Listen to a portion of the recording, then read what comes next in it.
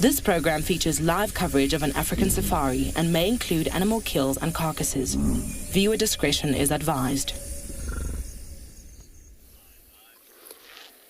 Good afternoon, everybody. Good afternoon. Welcome to Djuma Private Game Reserve this afternoon, where we're looking at the actually beautiful scenery in the background.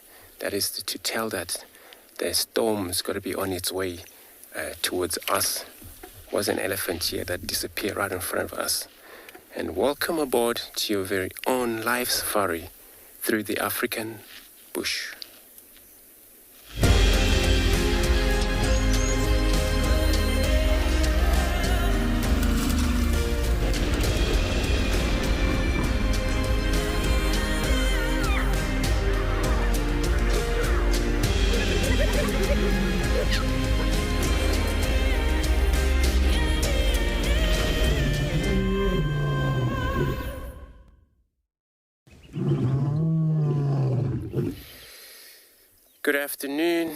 Good afternoon again, everybody. Welcome to Djuma Private Game Reserve this afternoon, where we're actually able to drive around. Was an actually bull elephant that was running around about. My name's Andrew on camera. I have Mpho this afternoon.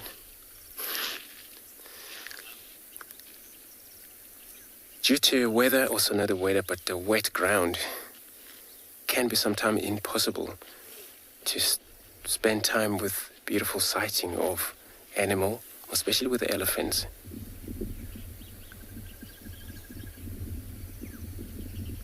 And I can tell you for sure, there is actually elephant beyond in this wood.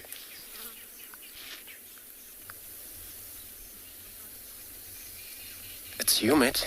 The temperature of the day sitting on at 33 degrees Celsius, 91 Fahrenheit. And comment and questions, we'll be taking them. If you can send them at the hashtag World Earth on Twitter, also at FC on YouTube channel.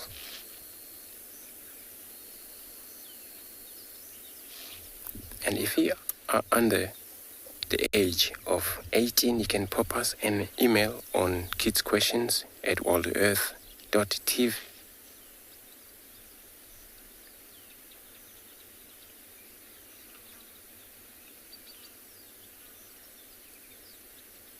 Also, those of you who haven't been registered on World Earth, best you can go register on World Earth website and head over to the live Safari page, and you can then submit your questions there. And it will be answering them for you live right here. So I'm going to maneuver around. Hope if we can see this single bull elephant that is actually around in this bush.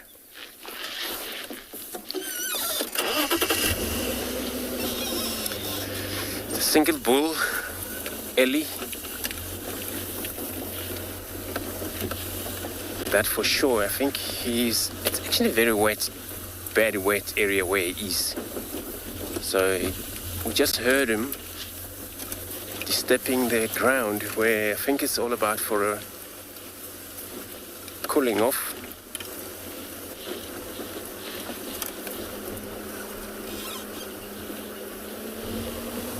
Where as an animal, as elephants, they would feed wherever they can. Where we have to drive, we cannot fit everywhere we can. Mpho, I don't know if you're able to maneuver through that, but we got a slightly visual of him.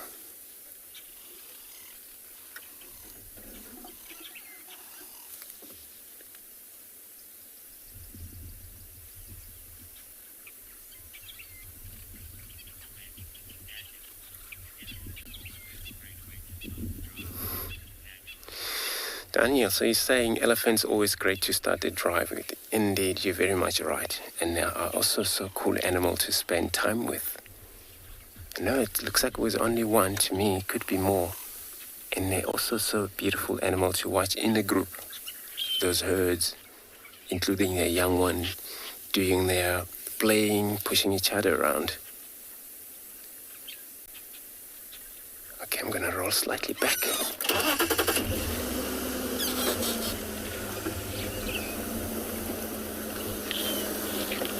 There he is. I think we can see his tusker now as well.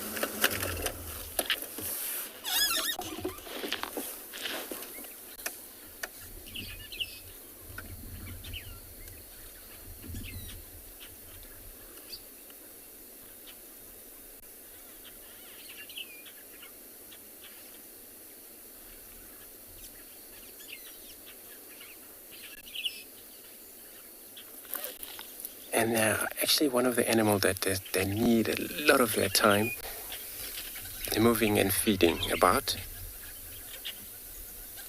Maybe a less time for them to rest or sleep.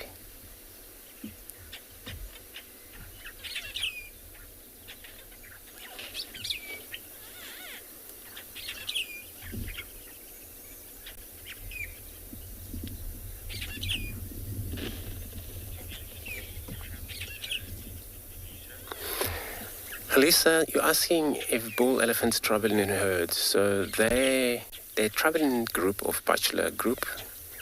When it happens, you see maybe 7 or 10 bull moving along into that area. But they don't actually has to touch each other always. They would spread around this bull because those has to touch it together. Is actually female, those that have time to nurse their baby, also playful, these young ones when they're around there. These guys, when they're old enough, it's better when they have spent time together but not close to one another quite often. So distance of 20 yards, 25 yards from one another.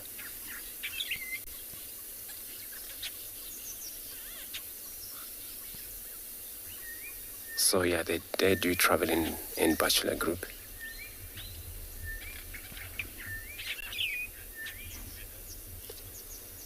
So I'm going to see if I'm going to new around here, see if we can see more of these elephants. So let's take a look at the weather.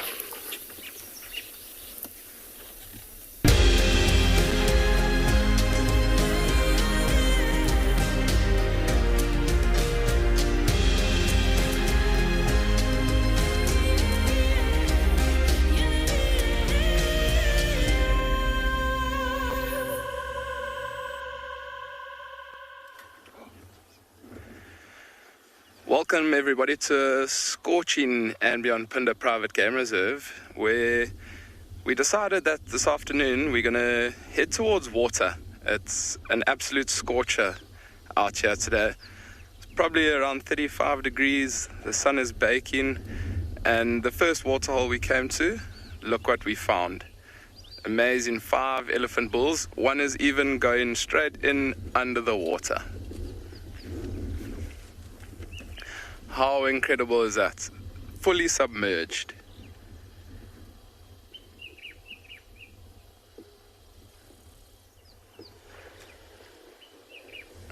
How incredible. Only the trunk sticking out. That's insane.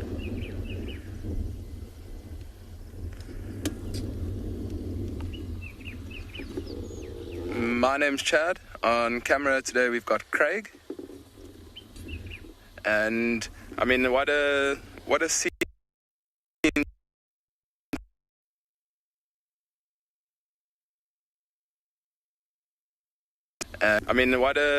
What a scene to take a minute to enjoy this.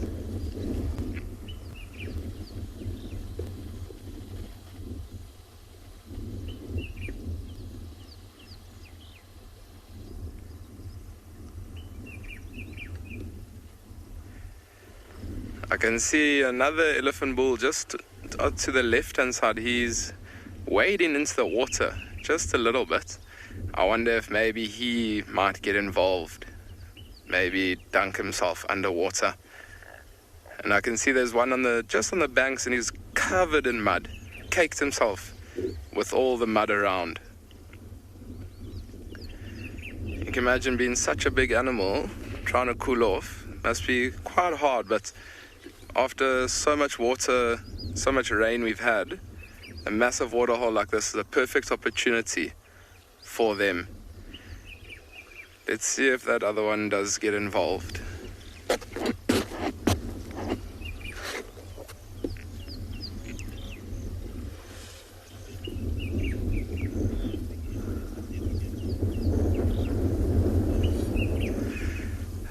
I agree with that comment. Swimming elephants never gets old. You can spend the whole afternoon with elephants swimming like this. And I think for these elephants, this is the absolute perfect spot to be on a summer's day like today. And I mean, you can also imagine for these elephant bulls weighing such a lot. I mean, sometimes even weighing up to 6 or 7 tons.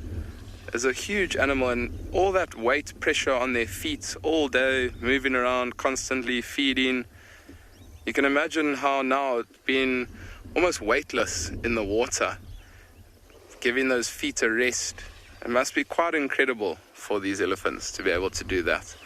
And you can see those two in the back there, they're almost wading in a little bit deeper and deeper. I wonder, maybe they're trying to get to the freshest water, which might be near the middle, but maybe they're trying to get a little bit deeper to be able to submerge themselves. Look how they're now starting to play fight.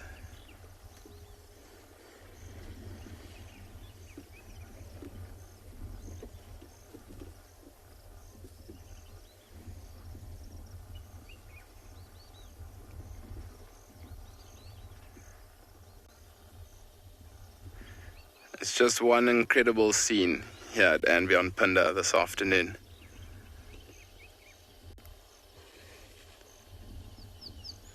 And if you think the afternoon starts like this, hopefully it will continue like this. But I think we're most definitely going to spend a little bit of time here with these elephants swimming. For now, though, we're going to send you over to Ngala and see what they're up to this afternoon.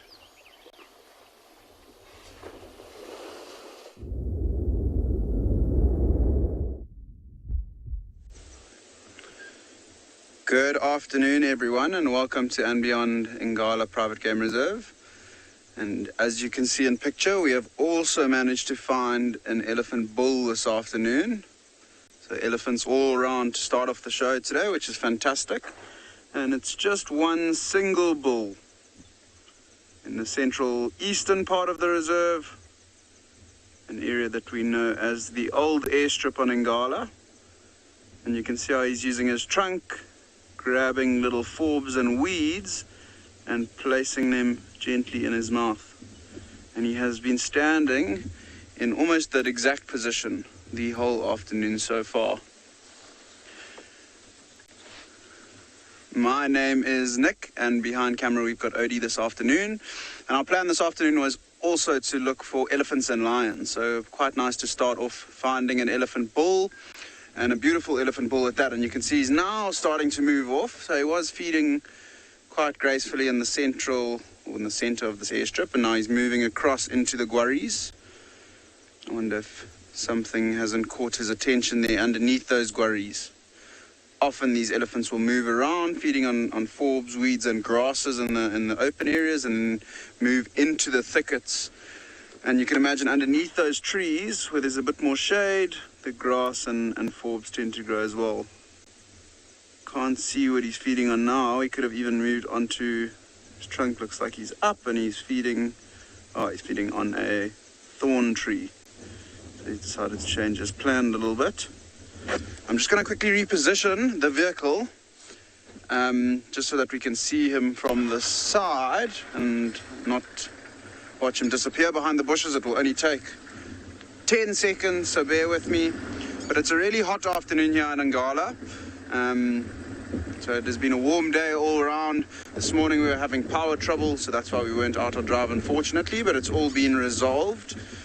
And you can see him heading straight into the thickets on the eastern side of this old airstrip.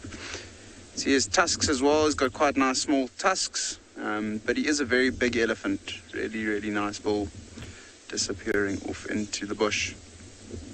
So I'm not going to loop around him for now, because hopefully we'll find some other elephants this afternoon, but our plan is to stick around here. The Birmingham Pride was seen somewhere here this morning, so hopefully we can find them. But we're going to send you over to Lauren, who's going to say good afternoon.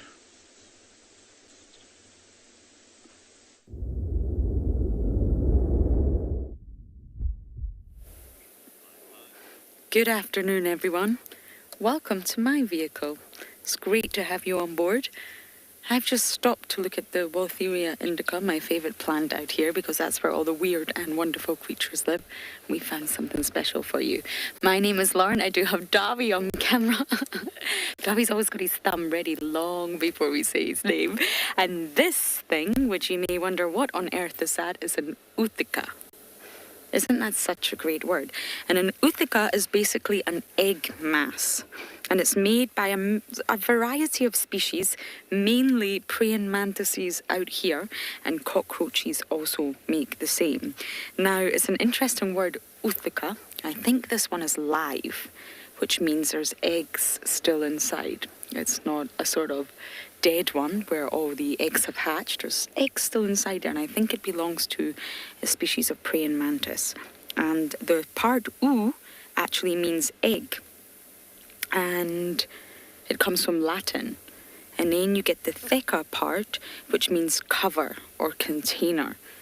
And I believe that comes from Greek. So it's a word that's mixed from Latin and Greek, Utica. Just so wonderful. But when you sort of need a direct translation, it means a place to keep. So this is what the female creates. The female produces this to keep the eggs inside. And she normally attaches it to any sort of uncomplicated surface, a stem, a leaf, a branch, and it will stay there until the eggs are ready to hatch. Now, once the female secretes the substance, it gets hard very, very quickly. So I'm obviously not going to touch this. But if I were to, it'd be very, very hard. It's a solid structure, and of course, it protects all her offspring at the end of the day.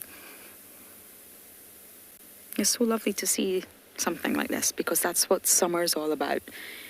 For the insects who are buzzing and flying and creeping and crawling, it's all about reproduction. You've got a short window of time, you've got summer, in order to reproduce, mate, and lay as many eggs as you can to continue on your bloodline. But I'm actually seeing a lot of these around right now.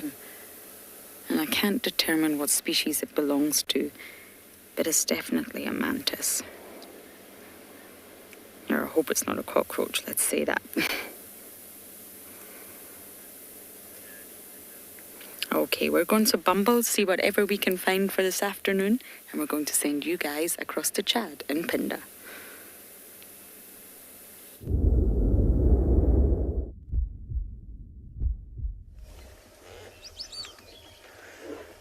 Welcome back to Phinda, where we've just moved a little bit from where we first saw these elephant bulls into a patch of shade, because it was absolutely burning our skin sitting out in the sun. But you can see now those two elephants that were wading into the water have now joined that other one. And you can see how they almost look like they're standing in the middle there, just with their trunks out. The one's now submerged fully.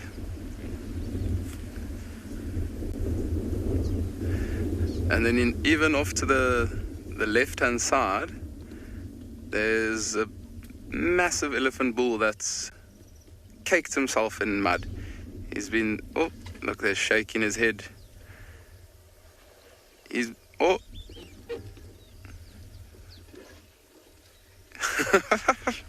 How incredible is that? Yo, he just jumped back onto his 2 feet. That was incredible to see. You can see how he's almost shiny now after caking himself in all that mud.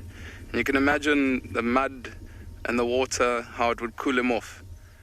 It would nicely cake his whole body in mud to protect him from the sun.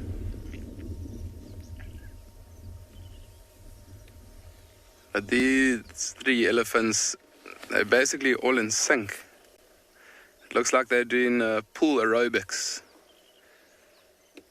All very much in sync, lying down together.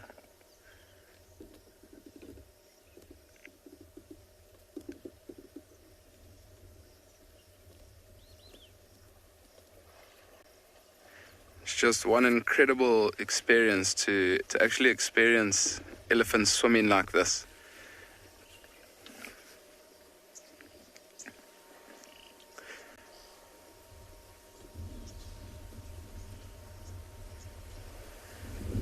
I can imagine that these elephants are going to be doing this for the better parts of the morning, I would think. Oh, sorry, the afternoon, I would think.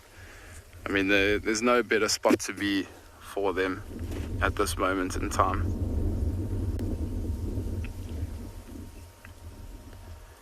And I'm sure there are going to be other animals also.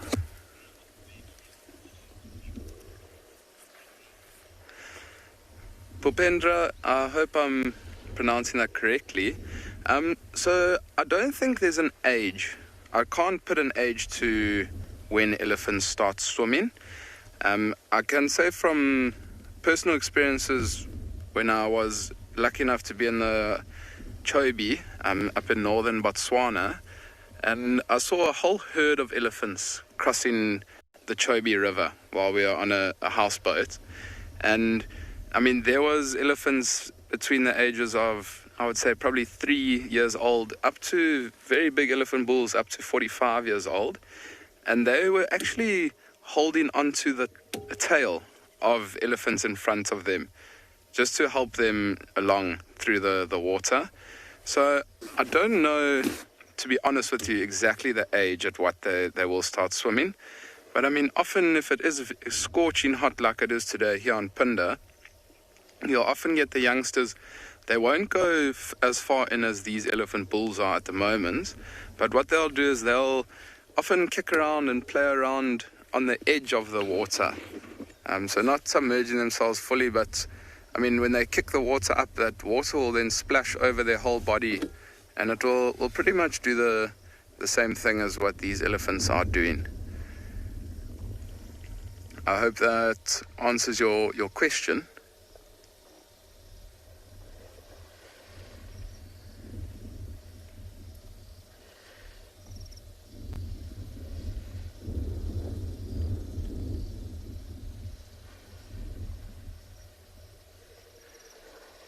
Can hear there are a couple of birds calling in the distance.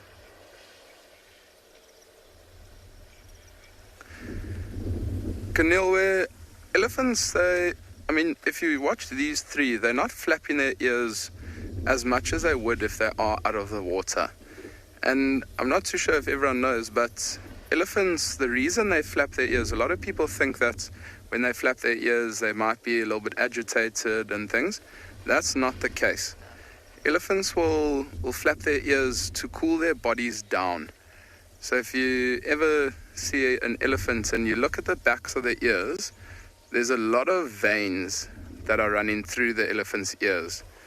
And it's almost like a road network. You can see all the veins, and there's very thin skin on the back of their ears. And as these elephants flap their ears, the blood cools off, and that blood will then start to move through the whole body of the elephants, and it will then cool them down as they are flapping their ears. So, I mean, in the water, I don't think it's needed for them to flap their ears, as, I mean, there's a lot of water on the back of their ears to cool them off. But while we are watching them, we'll keep a lookout to see if they do flap their ears, but I don't think they will be flapping their ears while they are in the water.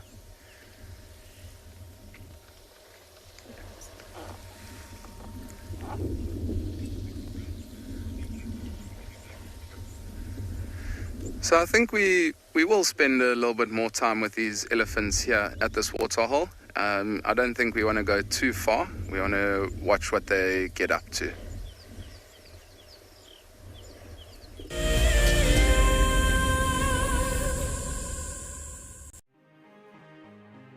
Hi, I'm Lisa. I'm here in Northern California.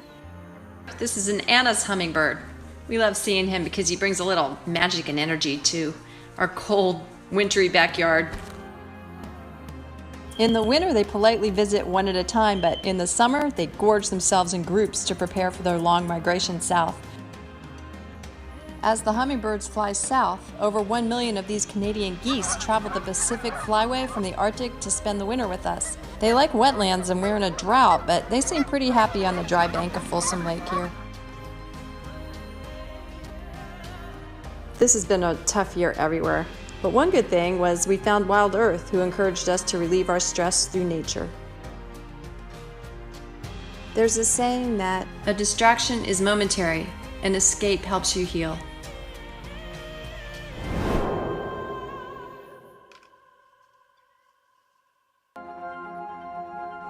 What are you looking at, man? That's its gangster face.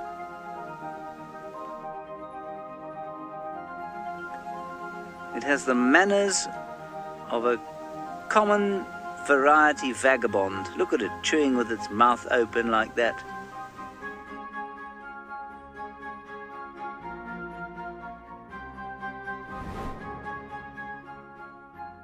My name is Steve, and one of my favorite things at Wild Earth is getting questions from you. The type of questions that I really like are those ones that really help us to unpack and understand and really integrate the ecological knowledge and fully appreciate the importance that animals such as these Cape buffalo bring to the ecosystem. If you want to ask a question on Wild Earth, you're going to have to register on the website, but once registered, just head on over to the live safari page and enter your question under the live feed. Guys, have a look at what we've got. This is better than my birthday. Look at that. This is the first time that I ever see cubs this small. This is so special. This has officially just become my best sighting of all times. Tune into Wild Earth every single day. It's in your nature.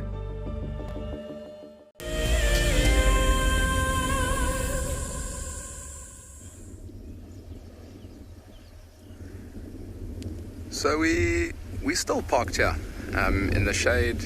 There's a cool breeze that started, which is always welcomed in a very, very hot autumn day here in and beyond Punda, where these elephants are still frolicking in the water. And I mean, it's just an amazing scene to have these elephants swimming right off in the distance, all those hillsides, the rolling hills. It's just one amazing thing to witness. So I think let's just take a couple of seconds just to take in what's happening around us.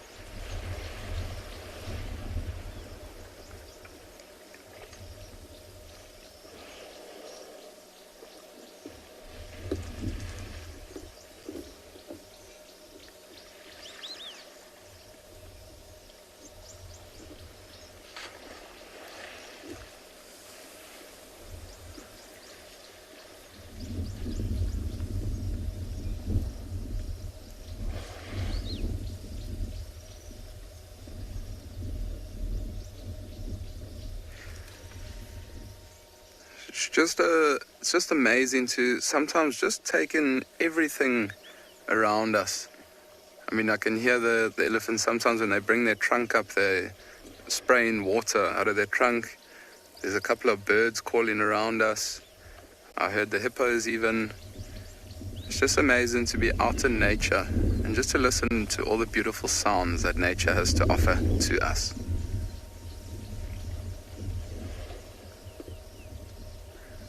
It looks like that elephant bull on the left-hand side seems like he's contemplating getting out, but I think with the elephants that are swimming, maybe he's going to turn around and potentially join the others again.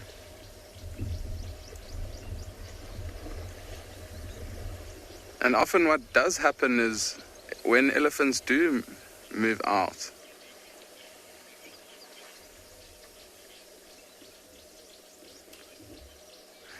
Enlightenment, I don't think elephants will get ear infections. I'm sure there is a possibility, maybe if the water is dirty, maybe if there's a little bit of water inside their ear and maybe they bash up against another elephant and then there's maybe creates like a water bubble that goes into their ear, maybe potentially. But I think if the elephant does have a bit of a tickle in his ear from the water, what they'll most likely do is maybe shake their head a little bit, try and get that water out. But to my knowledge, I've never heard of elephants getting an ear infection, to be honest.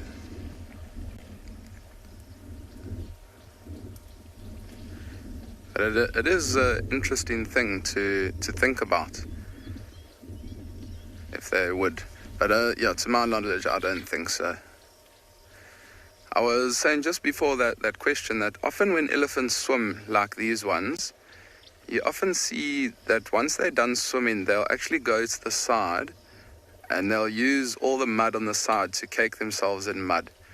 Because now with them not feeding for a while, they're going to most likely from here start to head out and start to feed again and graze and browse into the afternoon. So it'll be interesting to see that one on the left, if it does stop and maybe even use its feet to kick up some muddy water, and then eventually throw it onto himself, just to make that protective layer around his skin.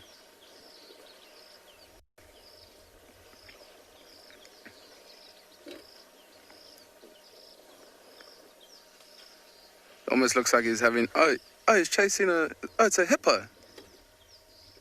It's a hippo that he just chased.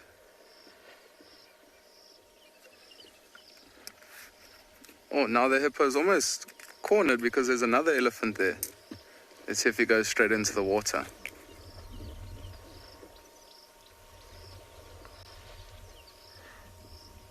So that was amazing. I was wondering why that elephant's shaking his head and throwing water around, but I didn't even see that hippo on the side there.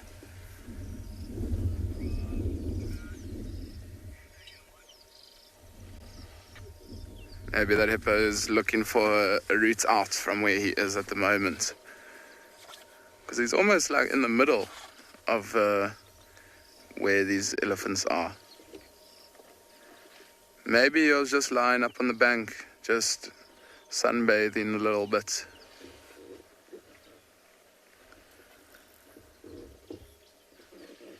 But I can see now that that elephant that just got out the water that chased the hippos has just stopped. I wonder if it maybe might be feeding. And you can imagine with a lot of water around here, a lot of rain we've had, especially right next to the water, there's a lot of reeds and things, and they must be very, very rich in nutrients. Also, they must have a lot of moisture in them. And so these elephants might even spend a little bit of time right around the water feeding.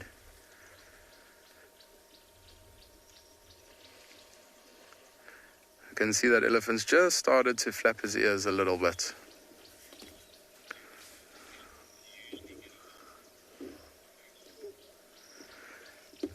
A moose, elephants and hippos, I wouldn't say that they get along. I mean, you saw there that elephant shook his head a little bit, threw some water around, and also he put his ears out quite a lot. So that indicates that he's a little bit annoyed that hippo was in his path. But I mean, elephants, they're not going to go out of their way to try and kill a hippo.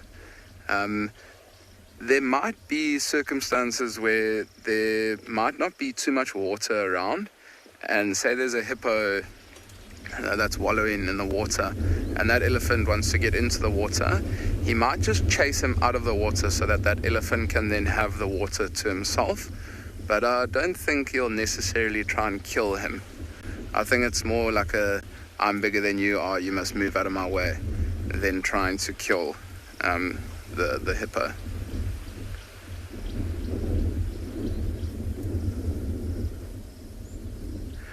These two younger elephants are just play fighting. And often they'll even size one another up like that, showing each other whose tusks are bigger. But I think for now, we're going to send you over to Ngala and see what they've got for you.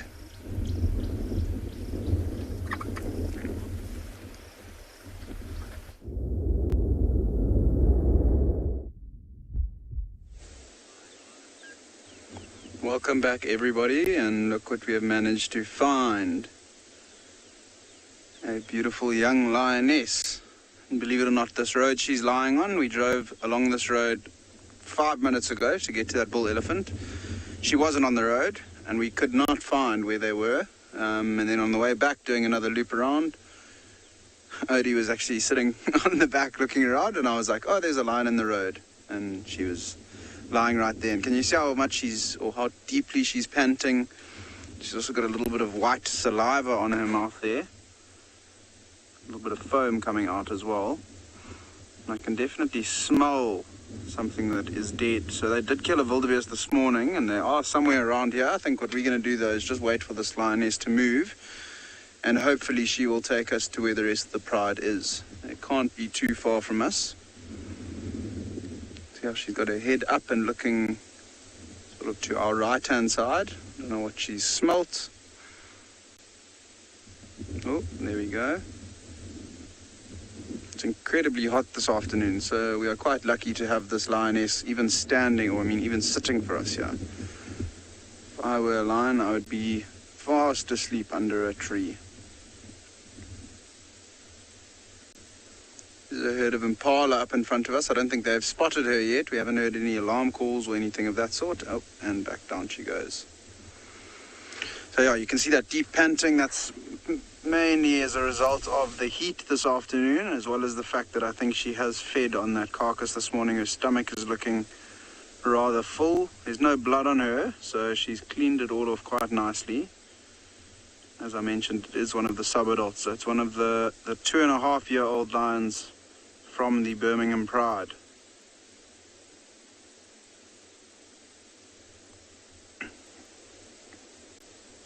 Have a look at the nose. You can see it's still very, very pink.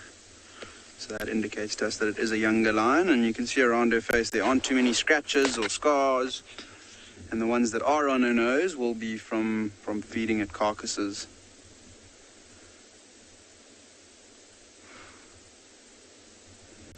Be interesting to see where she takes us a little bit later. Obviously, I'm hoping that she will take us towards where the other members of the Pride are. Unfortunately, the white lions are still not on Ngala. They're in the Manyuleti Private Game Reserve to our east. We have had confirmation from some of the rangers that work in that part, or in that reserve. And they haven't been moving too far of late. They've been pretty much sticking to the central parts and around the riverbed. And that's also as a result of the lioness who has the 3 small cubs, which we have seen, or which you've all seen a couple times on the show. And this female is actually one of the previous daughters of that lioness with the 3 young youngsters. There is also another lioness that has given birth in the Timbati River. We have not yet seen those cubs. One of the other rangers got a shot of them after drive had ended this morning, moving den site. So she has moved her den, and a little bit later today we might even try and head over there as well. She's very observant at the moment, looking around, listening. I think she's come to lie on the road as well, just to get a little bit of the breeze that is blowing to try and help her cool down as much as possible.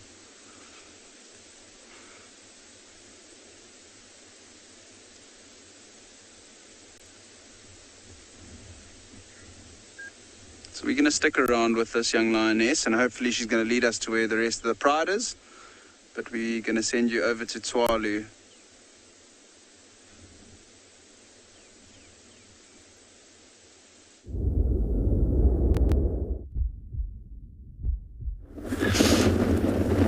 Good afternoon and welcome to Tswalu. And we've got 4 cheetah for you again this afternoon. So they're just lying up in the only shade available in the open plains.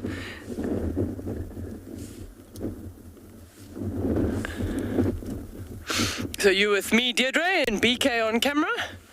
We'll stick it out for you so that we can see what they'll get up to, but it will take them quite a while to get moving. It's really warm out today, so it'll be a while before they start thinking about moving. But they sat up because we arrived, so when we arrived they were passed out.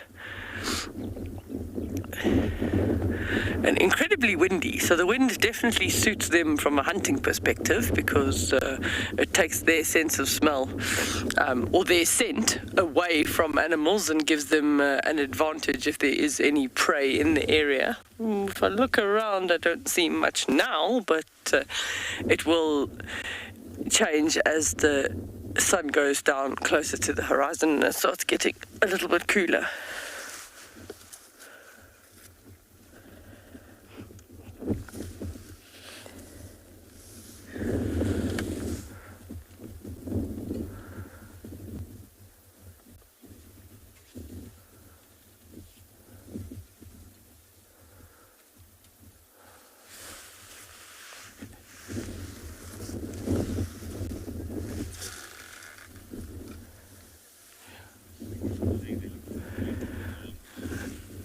They do look so peaceful in the long grass. Very, very relaxed. So there's a big debate at the moment as to whether this is 4 sub-adults, which is what I think they are, that have recently left their mother, sort of 16, 18 months old. We saw them, I think we had them on Friday. Yeah. Friday on the afternoon safari, and then others are saying it's a mother and 3. So we have to actually wait until they stand up and all move to see if one is slightly bigger than the other, but I feel that they're all sub-adults that have recently left, and that's why sometimes when we approach they're still a little bit nervous, because they don't have their mother's guidance, they only have their own instinct to go on, and whatever one of them does the others will follow.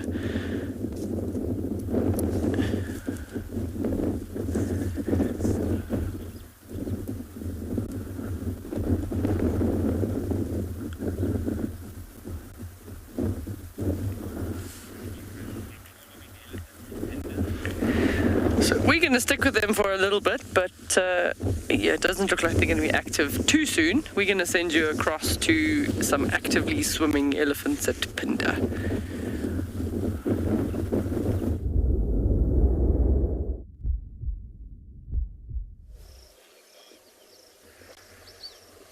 So we're still sitting here at and Beyond Phinda Private Game Reserve with these elephant bulls at the water, and it seems like the 3 older bulls have moved off, but there's still these 2 younger elephant bulls that are almost playing with one another, testing out who's and one just went in. But I don't think it's going to be too long before these 2 maybe continue for the rest of the afternoon. Maybe they're going to start heading in the same direction of where those 3 other bulls went. But I think for the rest of our afternoon here at Phinda, we're going to continue, probably head to another waterhole. And we had a herd of buffalo this morning, not too far from water. And I think it's a good afternoon to go from waterhole to waterhole. Maybe see if we can find any rhinos, black or white rhino, and then also some buffaloes wallowing. I mean, with these elephants being in the water, it shows us that the animals out here are extremely hot. So I'm sure they're either going to be around water or very, very close to water. So I think that's going to be our game plan for this afternoon here at and Beyond Phinda.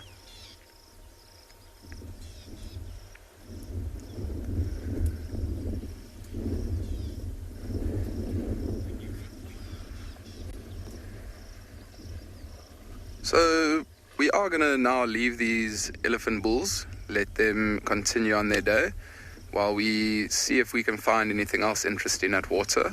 But for now, we're going to send you over to Lauren at Djuma.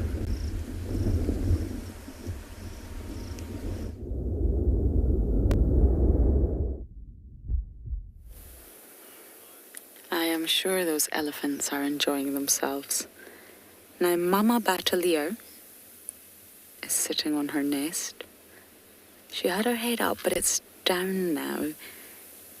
I just wish we could see what she's tending to. Now, I have got a monitor now, but I'm sure some of you are watching on screens much bigger than mine. And if you see any signs of movement, please let us know. We came by this morning, she wasn't here.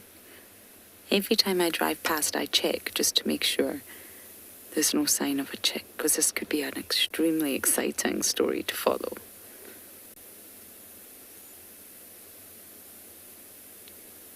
Doesn't quite look like a Batalier from this angle, does she? She's got that coppery shoulder, and you can see the white flight feathers, the primary feathers. Hello, Mama. It's definitely the female.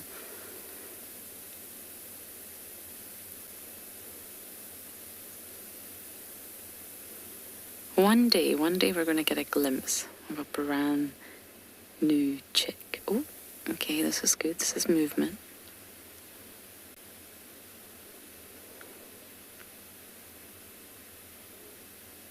And you also won't believe it, Davi and I have spotted more European bee-eaters. I can't believe it. Oh.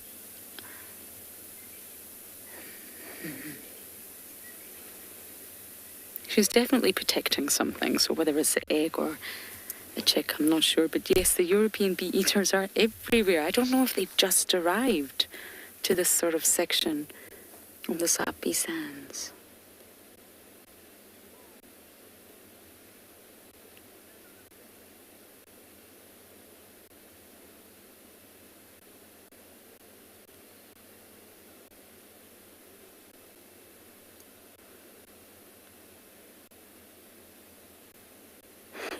We see you.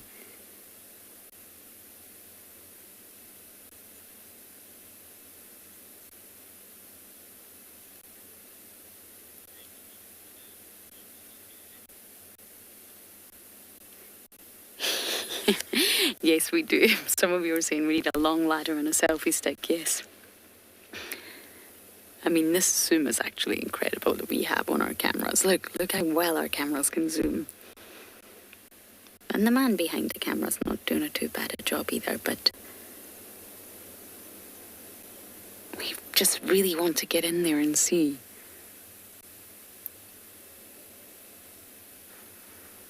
Not disturb in any way, but just have a little look.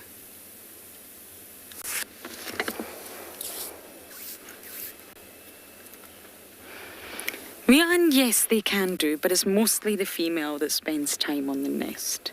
She's the one that will do most of the sort of incubating, but the males will do too. Sort of high level of investment from both the males and the females. But his role more comes in building the nest or maintaining an already sort of, well, a nest that they already have, that they've built previously, and hunting. So once the egg hatches and there's a chick, which is normally only one, it's the male that will do all of the hunting, and it's mostly snakes, believe it or not, and then he will bring it back to the female, who then feeds. But he's very much involved, he's very active in raising the chick. The roles are just slightly different.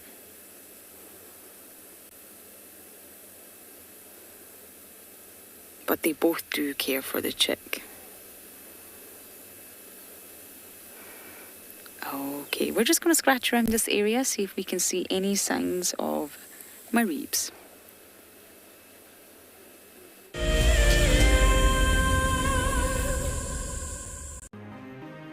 It's the month of March and Wild Earth is offering you the chance to win a brand new prize.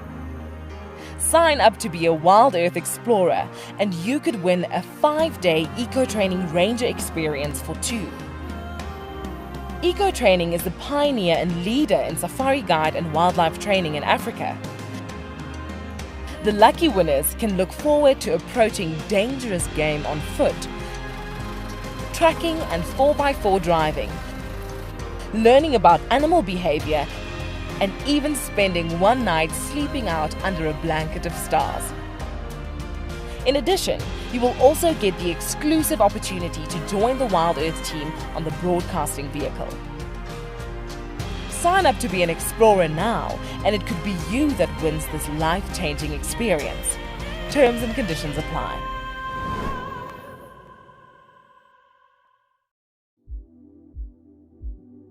We get asked quite regularly what are the differences between African and Asian elephants. We caught up with Haresh, who's from Leopard Trails, which is based in Sri Lanka. Of course, size and weight is the first thing you notice. The African elephant is much bigger than the Asian elephant. Tusks. In the Asian elephant, it's a very small percentage of male elephants only who have tusks. I was told that there's a theory that the African elephant's ear is in the shape of Africa. The Asian elephant has a much smaller ear. The elephant represents the bush and the jungle in Sri Lanka in a quintessential manner, and I think it's very important that we do whatever we can to protect them. Hi everyone, my name's Daniel Fisher and I'm going to be your guide this afternoon. I'm looking really forward to taking you through and showing you all the beautiful places here at and beyond Ngala. If you have any questions, please register on our website. Once registered, go to the live page feed and post your questions underneath the live feed. Join me on my next safari through and beyond Ngala on Wild Earth. Send me live questions through the Wild Earth website and I'll answer them live from the African bush.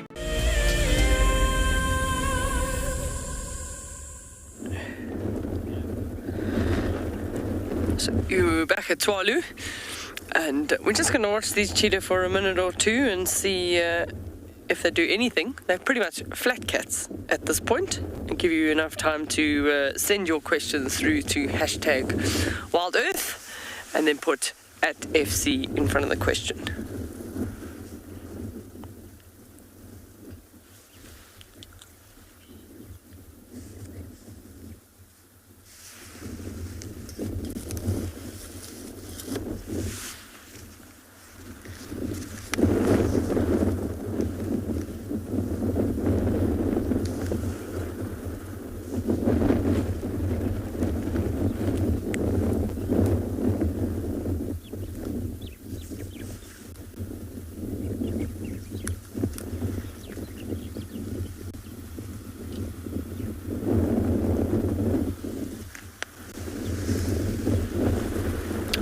Very cooperative, thank you.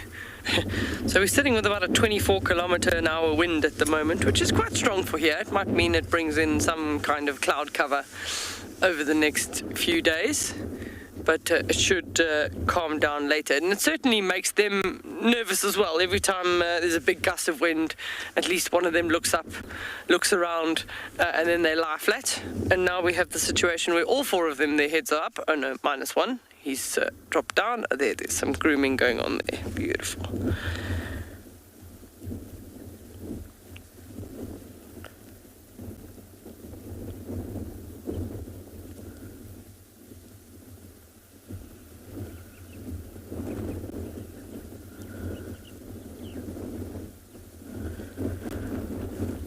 So over the next pretty much 2 hours, this is what they'll do. A little bit of movement. Luke is asking, what is the success rate for cheetah hunts? Sure. I'm trying to think now how many times I've seen them chase and how many times I've seen them miss. Probably about a 50-50, I think, because in their situation, being four of them, they probably have a higher success rate than if it's just a single female on her own, because if they run into a group of springbuck, they create chaos, and the springbuck run in all different directions, and they think they're running away from one cheetah, but they're actually running away from four. And then one of them, it just takes one of them to be successful. So I have seen, certainly, when there's mothers and older cubs that are able to hunt together, they definitely are more successful. But we also don't... They hunt a lot in the early hours of the morning, just before the sun comes up, and then in the late evening, just as the sun's gone down. And often you're not necessarily even with them to see those successes, but you find them either full the very next morning, or if you found them on a morning drive, you find them that they have already killed and they've already eaten quite a bit.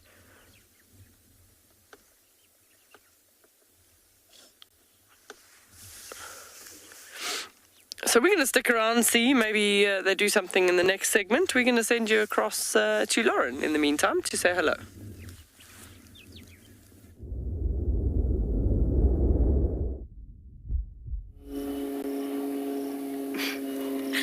We just had the sweetest sighting of a family of warthogs around this little pond. I think it's a really relaxed family of warthogs. That's a flight overhead, everyone, just in case you're wondering what on earth that sound is. That we find on... They don't run from the car. It's amazing. Look at this little piglet here. Not scared. Hello. I mean, warthogs here normally run, but there's a family, and I'm sure this is the one, but if it is the one, then sadly they're missing a member, but they just walk right past your car, not a care in the world. But they probably should be a little bit cautious. What's happening here, Mama?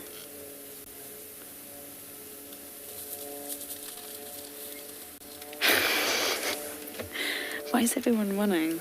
The impala and the warthogs.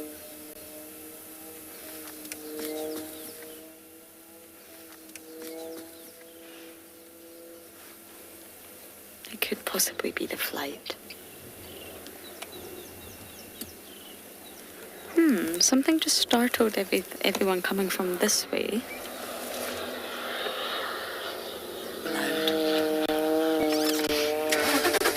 But if it's not, it could also be a predator.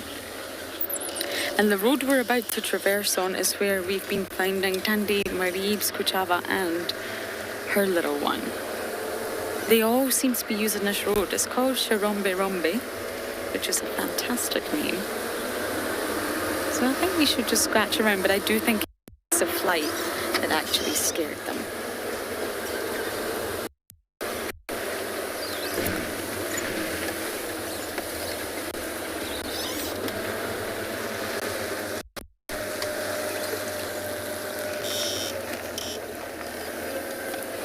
Okay, let's get looking for leopards, Javi.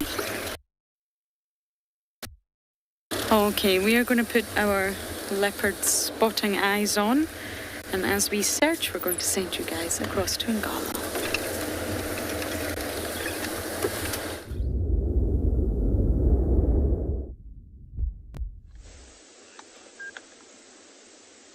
So we're still sitting here with this single lioness.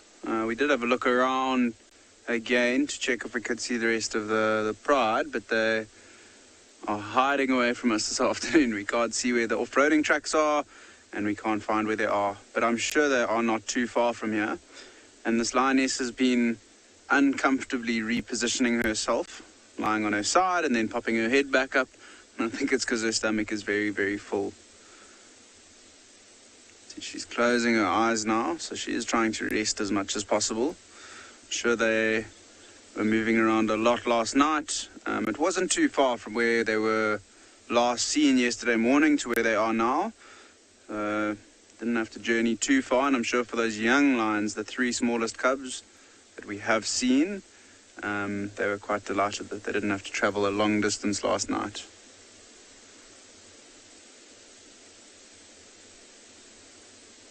And this lioness is at the stage now. She's still a subadult, so hasn't become sexually active yet, so she hasn't been looking to mate with any of the Ross males, and she's just been moving around with the 2 middle lioness and the youngest lioness from the Birmingham Pride, the fully grown adults. The other subadult lioness we think is with, because there are 3 in this pride, she is in the Manyaleti, we think, with the white lions and the 2 old lionesses from the Birmingham Pride. it's interesting to see the split this year. I mean, last year we had a very similar circumstances where the pride was moving around in two different groups, and this year they've done it again. I think this year more so because two of the middle lionesses are denning, and that means they can't move big distances and they're actually moving away from the pride. And Eddie's having a look at the shot where we are. So we've managed to position ourselves quite nicely in the shade because it is very hot, and just like that lioness, we're not too keen on sitting out in the sun. And as I mentioned earlier, there is a beautiful breeze blowing. You might even be able to see the grass. You can see the grass moving around there a little bit.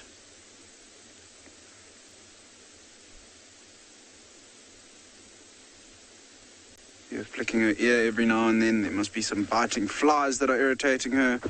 But with their fur and skin, it doesn't seem to bother them too much unless they are going inside of those ears. I actually can see some flies flying around her ears. But nice that she's still got her head up and still breathing very deeply. With the coat as thick as hers, she must be much, much hotter than we are finding ourselves this afternoon.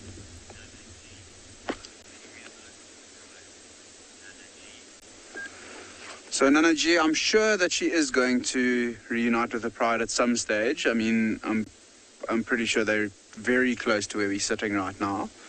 I don't think they would have moved too far, considering that they had caught a wildebeest this morning, a blue wildebeest. I'm not sure of the size of the animal that they caught, whether it was a young one. Oh, and then she rolls over. Now you can see just how full her belly is as well. So I'm sure they are somewhere around here. And I don't think they're too far, considering the fact that it's been so hot today. There's a chance that maybe they've just moved under one of the big trees around here, where it's just a little bit too far off road. And this lioness has just come out into the open to take advantage of the breeze that's blowing. And with the fact that the small cubs are around, it's not really a good idea to walk anywhere near this area, because if that mother of the small cub sees us on foot, she's going to react very differently to seeing us in a vehicle. She's going to be very, very defensive towards us. Oh, heads up, looking behind us. Sorry if the vehicle does bump a little bit. I'm just having a look behind us to see what she spotted. But I think it might have been something that she smelt rather than something that she spotted that got her head up like that. When we were sitting there, we did smell something. It smelled like either a dead animal, maybe the wildebeest, or maybe some lion scat. But she doesn't seem too interested. We also did see a black-backed jackal around, which is a scavenger in this part of the world, and more than likely here as a result of the carcass that's somewhere around here that we're hoping to find a little bit later. And I think what we might do as well this afternoon, some of the other rangers are driving and have guests, so we might have to make some space for them here. Then we might head towards where the area of the other lioness, which is denning. As I mentioned earlier, she did move at least one cub this morning to a new den site. And it would be very, very cool to see a lioness carrying a small cub in her mouth, or even just bringing them out into the open for us to see for the first time. I have not yet seen them. Owen's seen one quite late at night from quite a distance. I didn't get an excellent view of it, but I'm sure in the coming days and weeks we're going to see lots and lots of those little lions.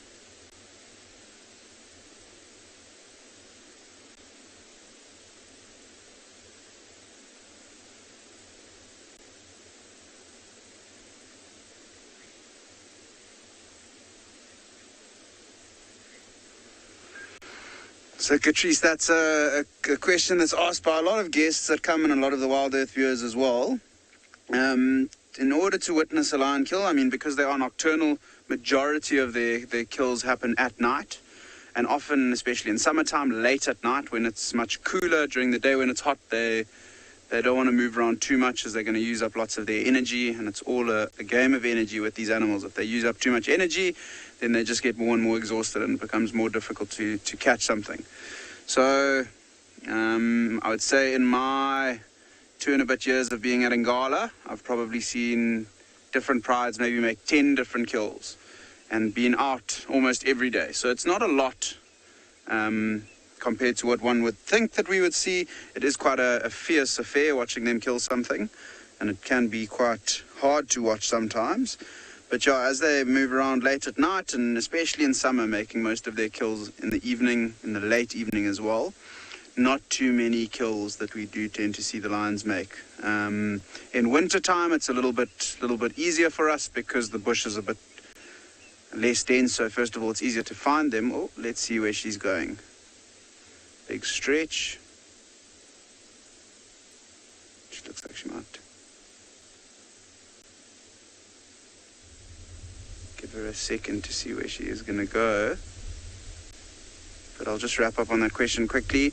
In winter time, when it's a little bit cooler, you often see the lions moving later into the morning, so when the sun's up already, and then earlier. Oh, she's going to sit down again. And earlier in the evening because it's cooler. So they're able to move around earlier. When it's too hot, they just rest, just like this lioness is doing. Wonder if she maybe wasn't getting a little bit of an itch or a scratch. Just needed to stand up and stretch a little bit.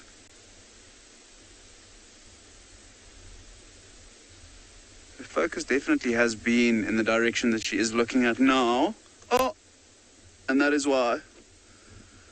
I've just looked behind us and I can see one of the Ross males. So she has given away his position. I'm just going to reposition so we can all get a view of him.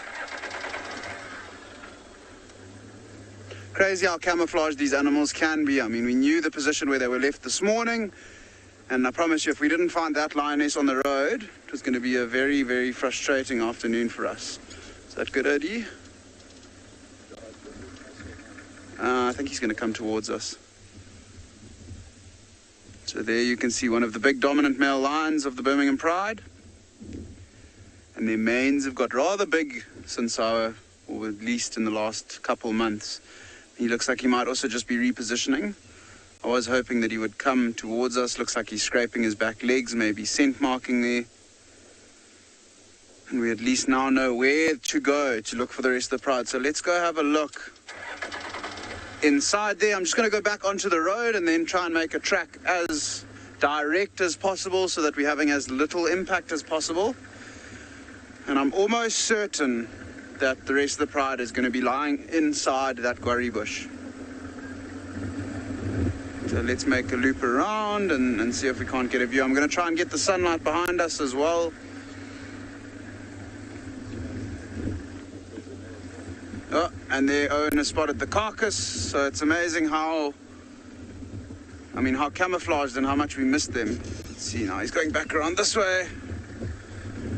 I can see on the grass here, this is exactly where they made the kill as well. I can see some of the stomach contents, and then they've dragged it inside the bush. Oh, it doesn't smell very good at all. And that male looks like he might be coming through, but I think it's worthwhile now just to have a look at the carcass. And I mean, considering it looks like a fully grown wildebeest, there's not very much left there at all. Lots of flies on the carcass. And a little bit of meat around the bone and some skin on that one leg, but not much meat left there at all. Quite clever how the lions have dragged the carcass from where they killed it in this clearing here, underneath the bush. So, Biscuit, that's quite a variable question, depending on how much they eat. If they eat lots and lots and lots of food, then it probably takes a little bit longer than if they're eating only something small.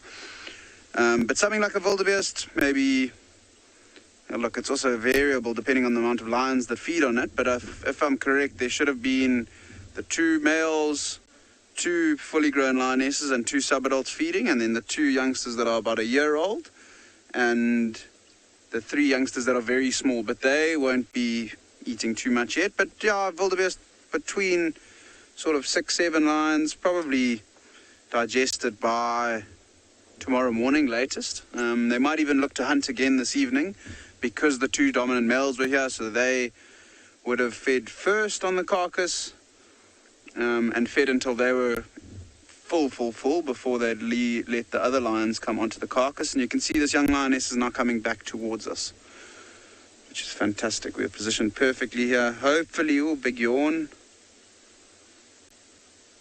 Hopefully she's going to walk right past in front of us.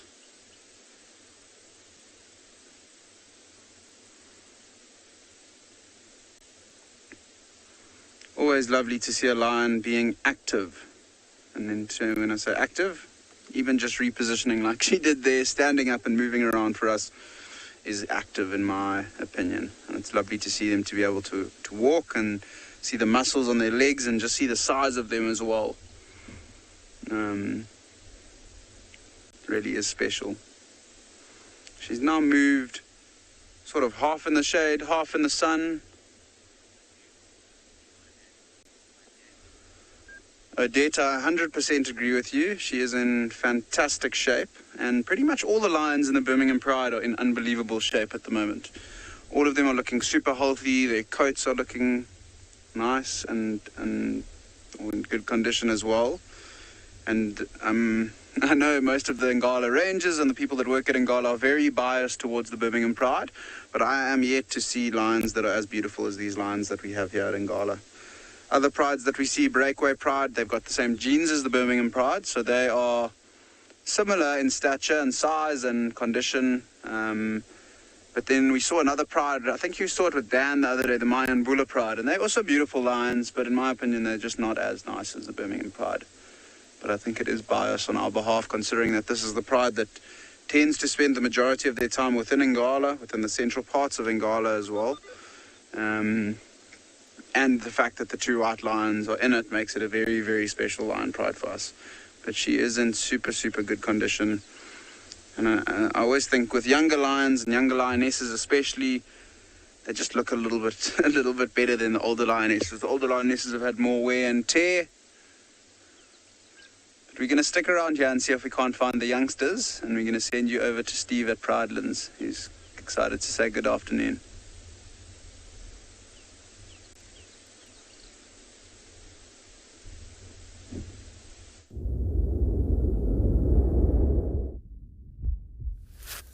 Hello everybody, good afternoon. Welcome to Eco Training Pridelands, where my name is Steve, joined by Gert on camera, and we are very excited to be with you. We have been out for some time, but we've finally gotten ourselves into some signal, and well, good afternoon to all of you. It is very hot today. It's about 36 degrees Celsius.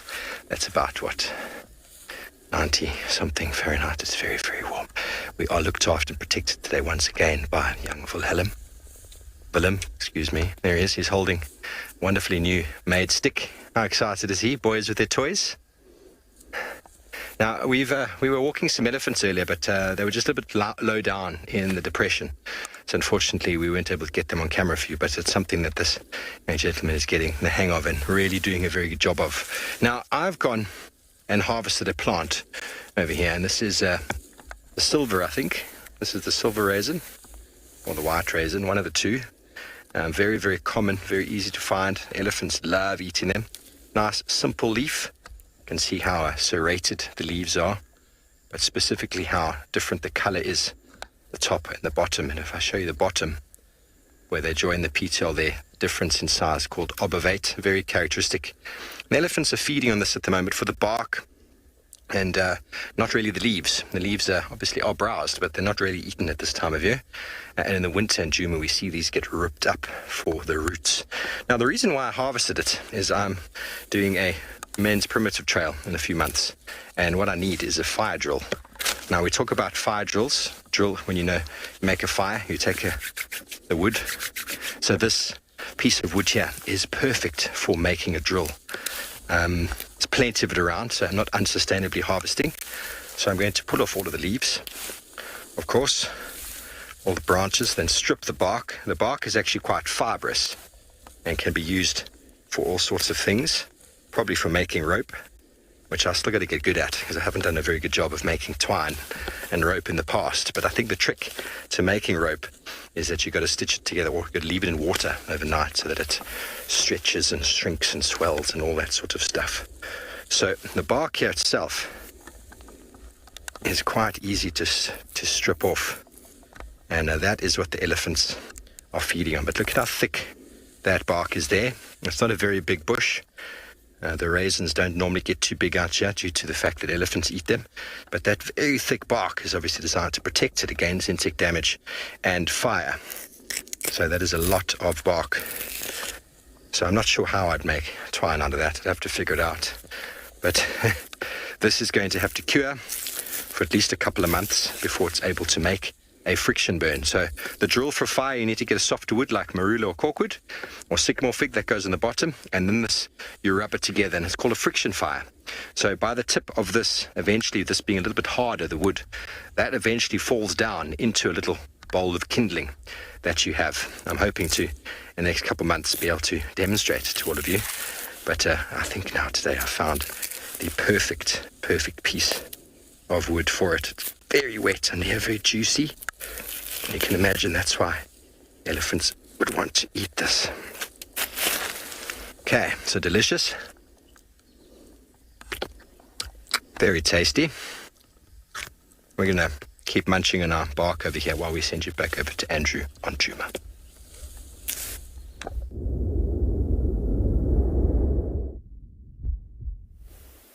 There's more coming out to the right. Thanks, Steve. So now we actually stop on one of the road here, where we've seen old dwarf mongoose coming out of the bush. And they've been actually running around across the road quite often, to the right and the left.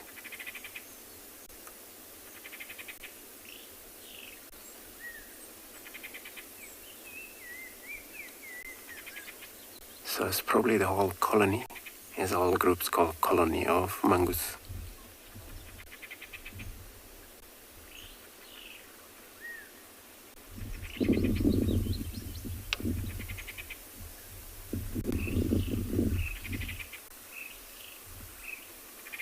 Just watching around. It's better when they have birds, which is a hornbill. Looks like it's quite a tour of a young one. If you look at the third one in the end, it's quite bigger compared to these two here.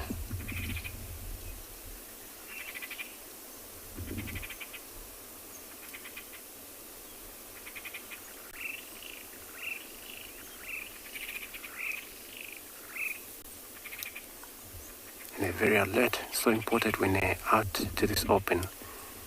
Check around.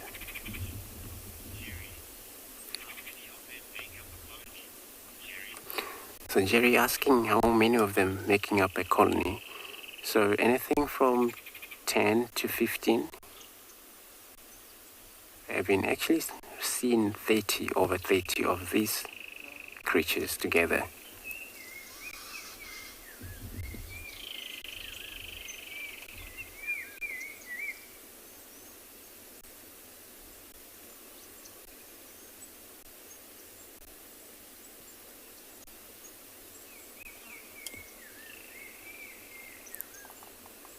We'll be running around like this the whole entire day, searching for insect beetles, or all a lizard.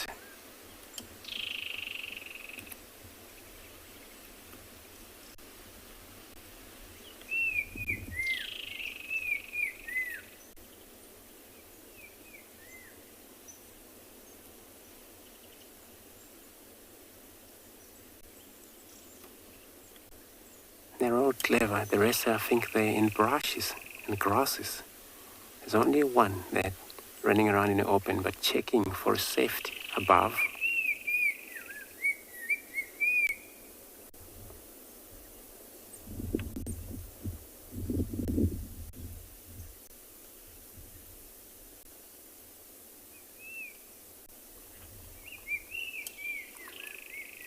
Everyone, you're very right.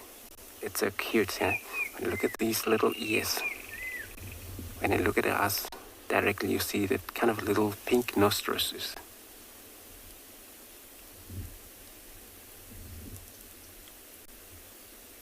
And they're always in this color, dark brown.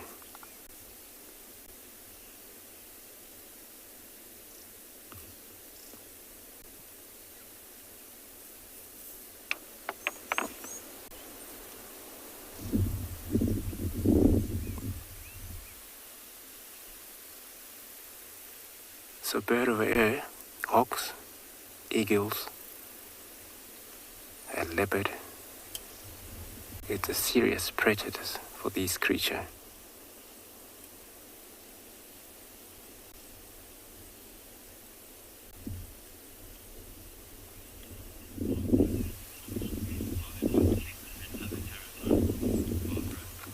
Barbara, so you're asking if mongoose bothered by parasite and ticks and that? Yes, they would be bothered by fleas, those type of parasite, ticks, but they're all able to groom each other very well. But though they got to do that quite often because they spend so much in these grasses where it's so much of a pepper, ticks, those tiny ticks.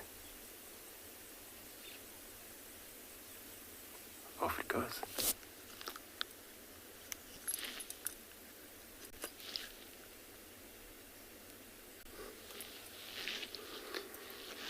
So they often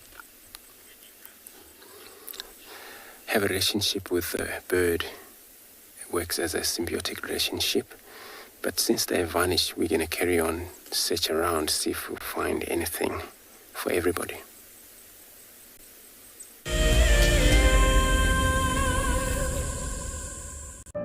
Wild Earth is launching a brand new bushwalk from Pridelands. With a slew of potential dangers lurking, it's essential to be aware of your surroundings whilst walking in the wilderness. 20 yards away from one of the most endangered species. This is a big bull. What a moment, what a close encounter with an Ellie bull. He's just over here now. He's moved completely away. Being on a bushwalk and seeing a leopard, I mean, it's ridiculous to be this close to a leopard on foot and for him not to run is absolutely insane. How crazy was that? Through the gap there is just the back of the head of a male lion. He is absolutely unaware that we are here right now. I tell you, seeing lions on foot, it definitely brings out the caveman in you, this little scared human being. Our bodies are made up of about 60% water, which means that in a very short space of time, you can dehydrate completely. A relatively efficient way of collecting water early in the morning is to take an absorbent material like a sock and to walk through the grass, absorbing the condensed dewdrops on the grass. Once the material is saturated, you can then squeeze it out into a container, or you can suck it out directly into your mouth. Hello, I'm Marna, your Wild Earth Safari Guide from and beyond Gala. What I really like about connecting with Wild Earth viewers is that we get to speak to viewers instantly and I get to show you this beautiful property. If you want to ask me a question, register on the Wild Earth website. Simply head over to the Live Safari page and you can submit your questions there. Join me or one of the other guides twice a day on Wild Earth. Look at this, the little one is up and about. Certainly hasn't had enough milk at this age. No amount of milk is enough. Oh, Corky. Too sweet. Oh, look at this.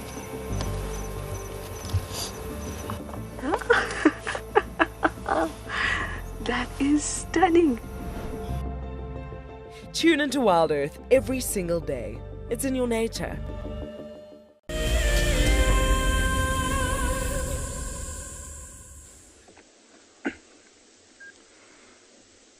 Welcome back everyone, and as you can see we have now got a view of one of the dominant males in the pride. Oh, and over he goes. Both the males are here. The one moved around and he's lying inside the bush and they are guarding their carcass. Even though there's not very much left, they're still not letting anyone or anything come near it. And I'm sure they would have eaten the majority of this carcass as well. I mean, can't see it too clearly now. Hopefully a little bit later we'll get to see them move around a bit. But their stomachs are much fuller than that subadult lioness that we saw. Yeah, you can sort of see it a little bit. You can just see it bulging out every now and then. So there you can also see the ear of the subadult lioness that we had first. She's still lying quite far away from these two dominant males. And the one looks like he might be feeding or starting to feed in the bush there. I think for our sake, we're just going to sit here for now. I know it's not the best view, not the clearest view of him, but there he's moving the carcass now. Maybe he'll bring it out and around to us.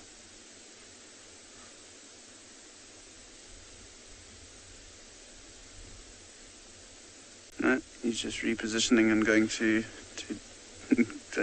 eat some more. And the two dominant males of this pride, as I mentioned, the Ross males is what we refer to them as, and they have been the dominant males now for close to 3 years since they've taken over. And pretty much since the beginning, everyone at Ngala has been mentioning how they don't think they will survive and be in control of the Birmingham Pride nowhere near as long as they have been, and they are just looking stronger and stronger by the day. Okay, that one male is eating now, so I'm going to try and move the vehicle around because there's no clear view of him at all from here.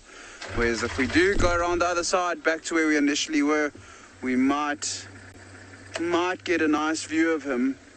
Also, while we move around here very slowly and carefully to make sure that we don't startle or disturb any of the other lions and the cubs, because I'm sure they are here, I'm sure they're not too far. Still haven't seen them yet, and still hopefully waiting for there's some pushed up grass heading north there, so there's a chance that they could be. Oh, Odie, look to the right here.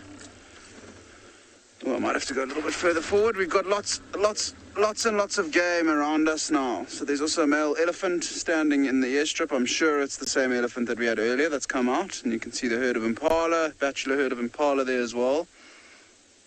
And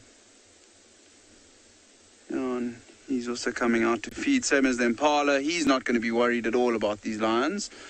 I think the wind is blowing from his direction towards us, so he's not going to be able to smell the lions at all, which is good for our sake. If he did smell the lions, there's a chance that he might try and chase them away. Probably not, but there's a chance that he might. Is that good, Eddie? Okay, there we go. I think we've got quite a nice shot. Look, it is still quite thick in there, and it's not going to be too easy to get a very clear view of him, but you can see him through the fork of the magic quarry tree. And that does not look too delicious. Lots of blowflies on the carcass already. I'm just going to keep quiet for a little bit as well and see if we can maybe hear him feeding on the carcass.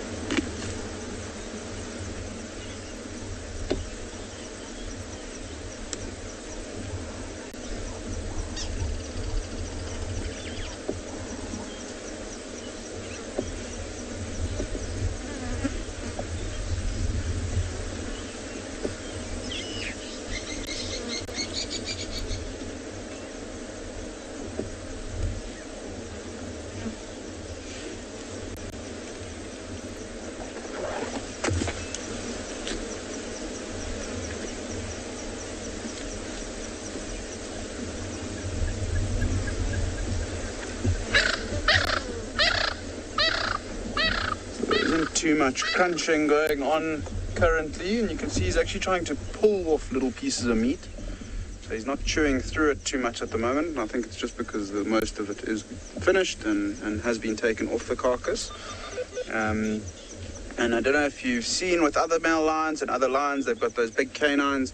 Those are not the teeth that they use to feed on a carcass like this. They'll use their teeth that are a little bit further in their mouth, which we call carnassial shears, and they sort of end up cutting like scissors, and that's how they will feed and try and break off pieces of meat and cartilage and all kinds of things that they're after. They're not going to be after too much of the bone, especially on this wildebeest, because it is quite big, the bones. On something like an impala, you might find that they'll eat all of it, the whole thing. Saw a rather large lion scat the other day in a different part of the reserve. I'm sure it was from one of these males. And there were 4 hooves of an impala inside and all the leg bones and everything. So they feed on pretty much everything on the smaller animals, but on something like a wildebeest, there's no real need for them to go and try and feed on the bones when they are able to catch other prey species and other wildebeest.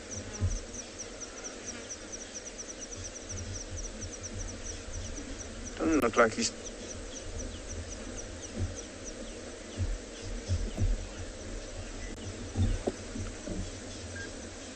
love your name, Hardy-da. And who lives longer between a lion and a lioness? So in the wild, male lions tend to live to about plus or minus 10 years. Sometimes a little bit older, sometimes a little bit younger, depending on how their life goes and the number of them in their coalition. At 10 years, they usually will become dominant within a pride between 7-8 years around then, if they've got a decent coalition, maybe a brother or two with them. And they've got so much defending and fighting to do to maintain their dominance in the area of the pride that they're in control of, that by 10 years, they usually are quite tired. And then what often happens is younger males, stronger males, that then will be 7-8 years old, will come into their territory and they'll have a fight. Often it's a fight to the death or a fight till injuries that will result in death. So that tends to be why male lions only live to about 10 years. Lionesses, however, in the wild, because they're not fighting with other prides and other male lions as much as the male lions do, they will tend to live to about plus or minus 15 years. Sometimes up to 17, 18 years in the wild, sometimes a little bit younger. It varies depending on their specific life that they've had. The oldest lionesses in the Birmingham Pride are about 14 years old. So those are the lionesses that we have in the Pride. Those are the ones that are with the white lions in the Manuletti at the moment. And the Ross males we think are about 10 years old, around somewhere around 10. Obviously we weren't there when they were born, so we can't give you the exact age of them, but it's a pretty good estimation of what we think their age is. You can see that lioness is now still in the grass there. And just in front of her, I think there's a bird species pecking around there. It looks like an Natal spurfowl, but I can't see clearly through the grass.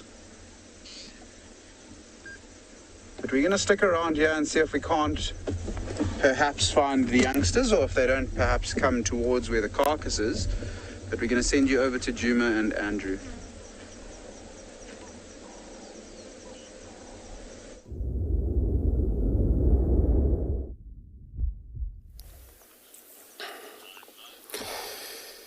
Good luck, Nikki. Hopefully they get to show you the cubs. Now we are stopping here looking at the young bull elephant that is actually right in a slightly open patch.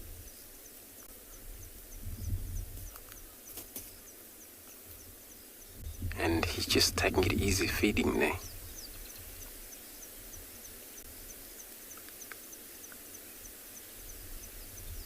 And he's sweating slightly.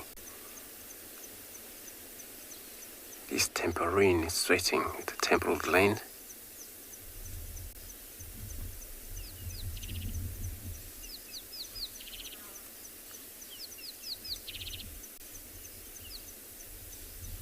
Probably that's something to do with the stress. It's been actually humid during the day when they can sweat that, especially a young age elephant like that.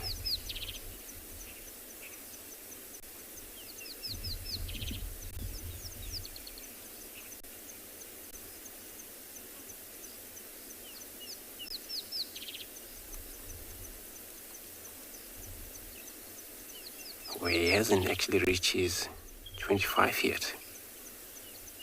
So he's not yet competing with the bulls around here for a mating and things, or coming to an mast yet.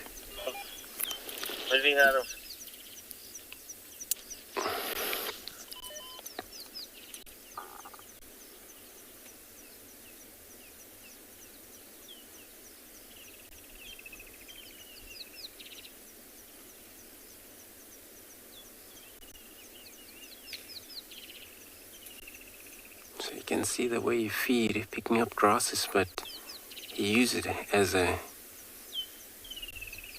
kind of like a protection. We used to actually tumble the grasses with his body just to scare away the flies and all the parasite that is following him.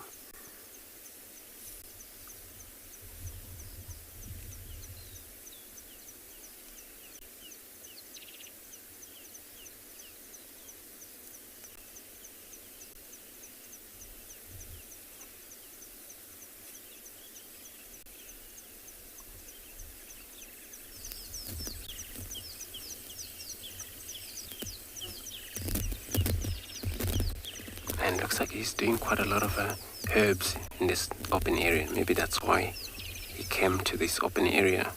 Not only for grasses, but probably some special herbs, plants.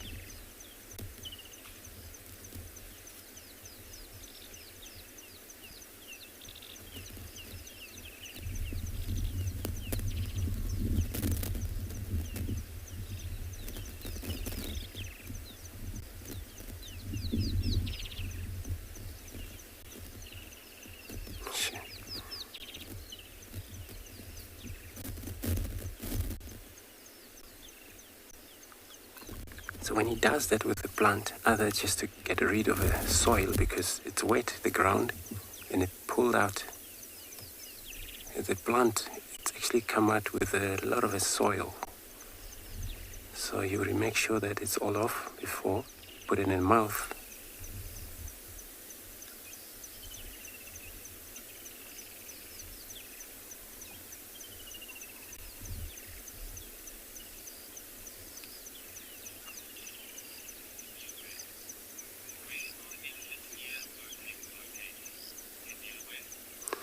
Kaniawe, so you're asking where the ear opening of elephants are situated. So if you look, now there is an eye, but you look across that, from that secretions to the right, and that's where the eardrum is situated.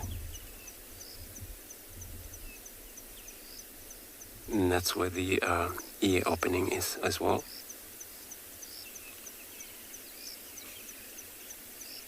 It's actually not easy, especially to see it when he's looking at us. But maybe when he's looking in a good direction, we're able to see that.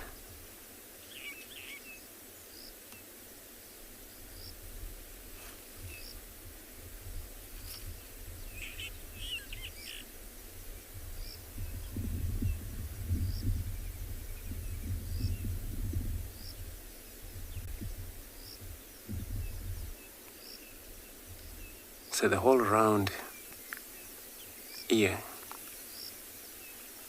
for the elephant, it's actually because they're so big and they need them. And they use them, as you can see, a young bull like this, they flap them, and then it works like air conditioning, able to accumulate the veins that run across from the heart to the head. These blood vessels supplying the blood.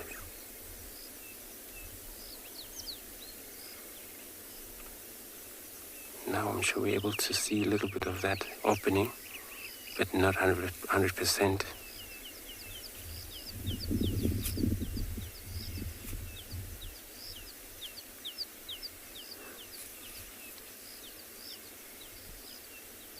What impressive the way he does that. Playing with the plant.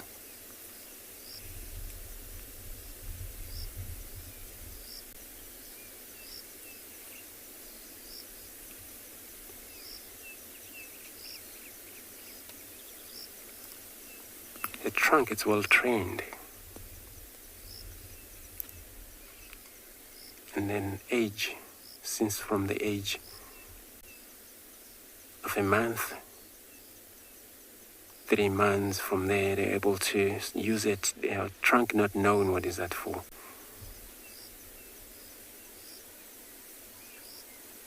And it's so amazing to see them when they're young, trying to play with that thing, trying to get rid of it. Since they don't understand what is that, use it for.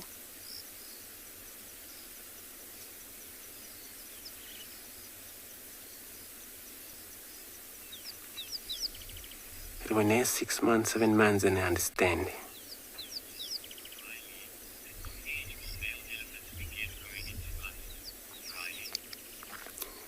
Raleigh asking, at what age do elephants, bull begin to come and must?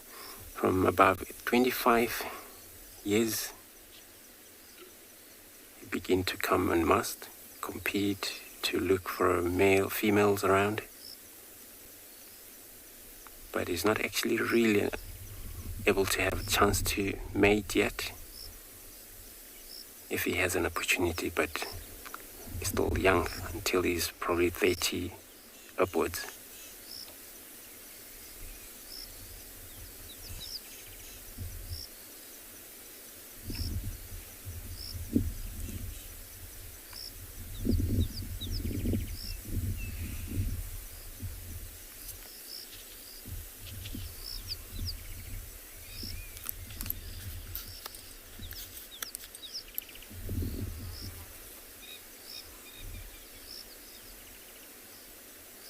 It's got a beautiful equal length of a Titauscus.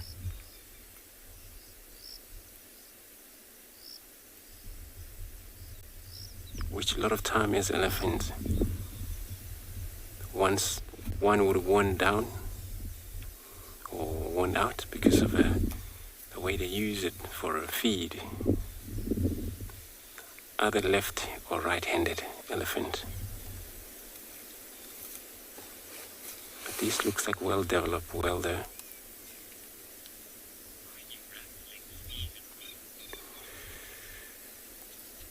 Cool, I think we will see if there's more of elephants around here. In the meantime, I'll be sending you across to Steve in Pride Land.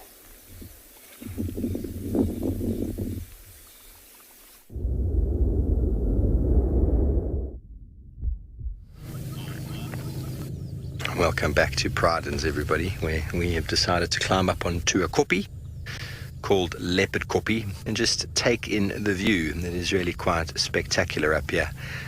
A huge storm that was imminent not so long ago seems to have moved south. It really looked like it was building like yesterday, but it's turned, which is a good thing.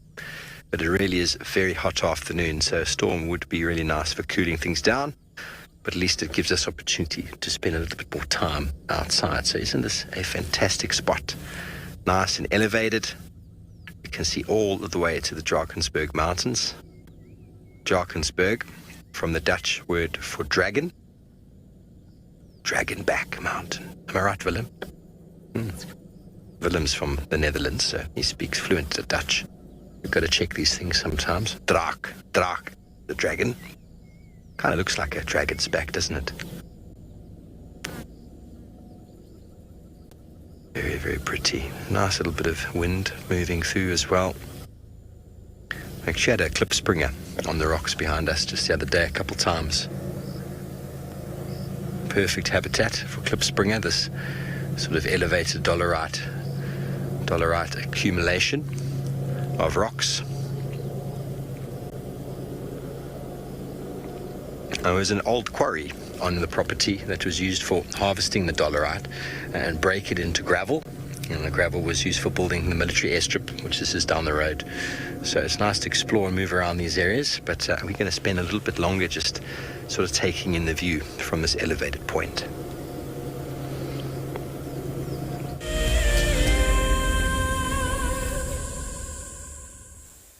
If you love to watch Wild Earth, then we are inviting you to join our Explorers program.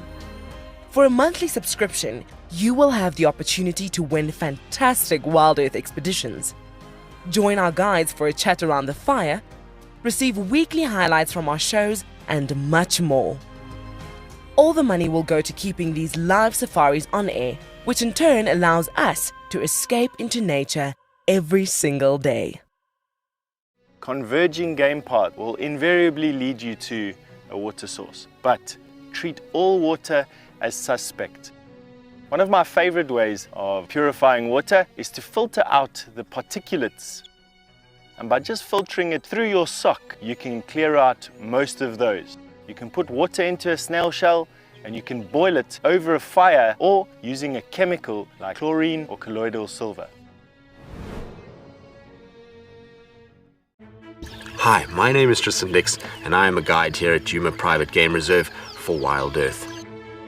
We love connecting you to the African bush and we always look forward to all of your questions. If you want to ask a question on Wild Earth, you'll need to register on the website. Once registered, go to our live safari page and submit a question below the live feed. Catch up with me on Wild Earth.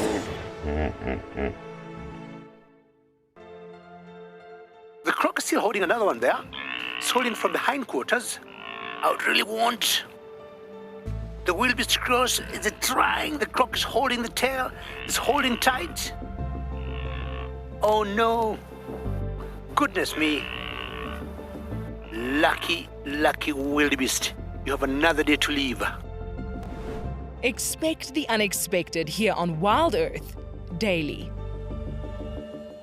There's a grounding earthiness to this place that we feel in our ancestors. It's a place where, believe it or not, we evolved as a human species, and anyone who's come to Africa will understand that. The connectivity that the continent has to the person and to people's souls is next level. I am thoroughly looking forward to taking you on your next adventure when we explore all the small and big things. Catch up with the guides daily here on Wild Earth.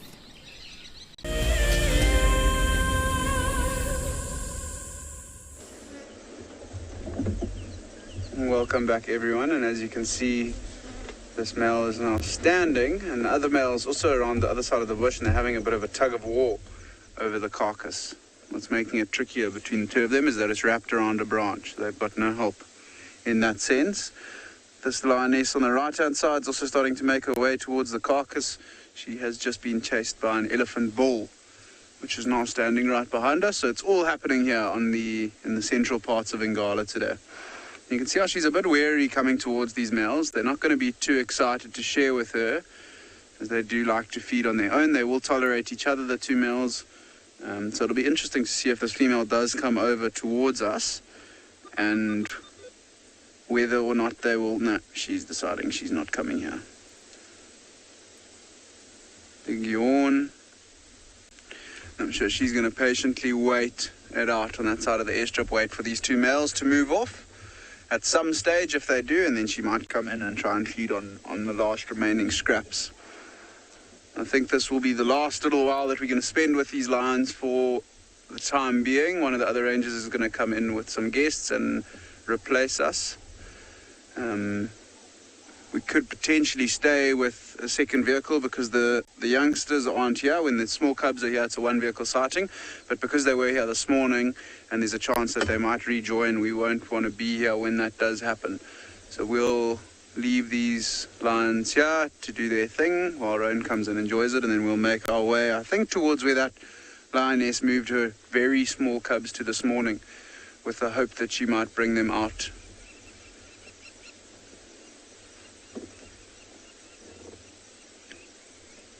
See how these lions have got more active as it's got cooler. Oh, they're the ones pulling. Look at the whole gwarry bush is moving.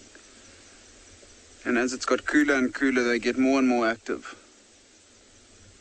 which is always nice to see. The impala's starting to alarm at the lioness, I think, which they've spotted on the airstrip. I don't think they know about these males here. And also they won't be too worried about the lions if they can see them. Lions also know that they don't have much chance with the impalas if the impalas have seen them, as well as the fact that there is a little bit of this wildebeest left.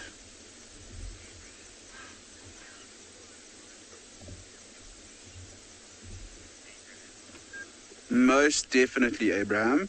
So sometimes, not often, sometimes lions you'll find killing 2, 3 animals, sometimes even 4, and then they'll feed on them over a period of time, often longer period of time if there is more food available. Haven't seen it too often in the last 2 years with the good conditions for all the herbivores, making them a little bit more difficult to catch. But in 2016 in the Lowveld region, oh, look, he's getting up, and interesting to see what he does here. But in the Lowveld region, there was a terrible drought, 2016, 2017. And I heard stories, I wasn't guiding yet, I was still at university, but I heard stories of prides of lions hunting buffalo herds, and the buffaloes had lost such a lot of their condition because of the lack of nutrients in the grass and just the lack of grass. There was literally no grass around, and you heard stories of prides of lions killing 5, 6 buffaloes in one go because they were so weak, and the lions were in such good condition because there was so much food available. Back on the males, you can see they really are trying to pull off the last few bits of this carcass, chewing at them. I've seen 1 or 2 of them trying to lick as well. Oh, look at that.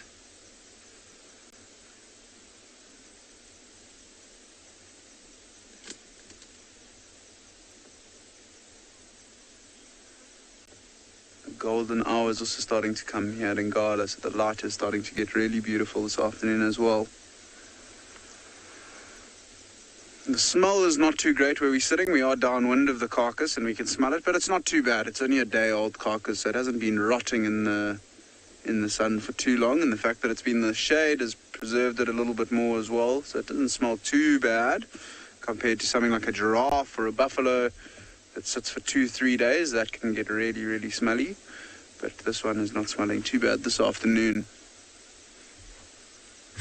Oh, a little sneeze from this lion. And these lions have also been very protective over the lionesses with the cubs. We've often seen them hanging around the den sites of the lionesses, not letting any other lions come near them, even though they're from the same pride. So they are relatively good fathers.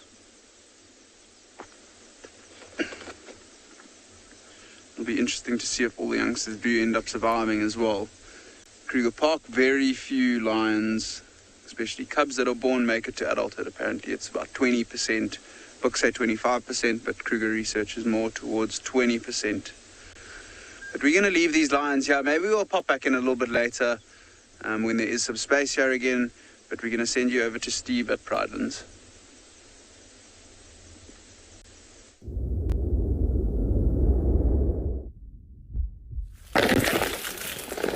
Welcome back, everybody. Well, isn't this spectacular? I'm taller than a giraffe. Just had a look at the other side. It's a little bit of a love affair happening down there. Female and a male.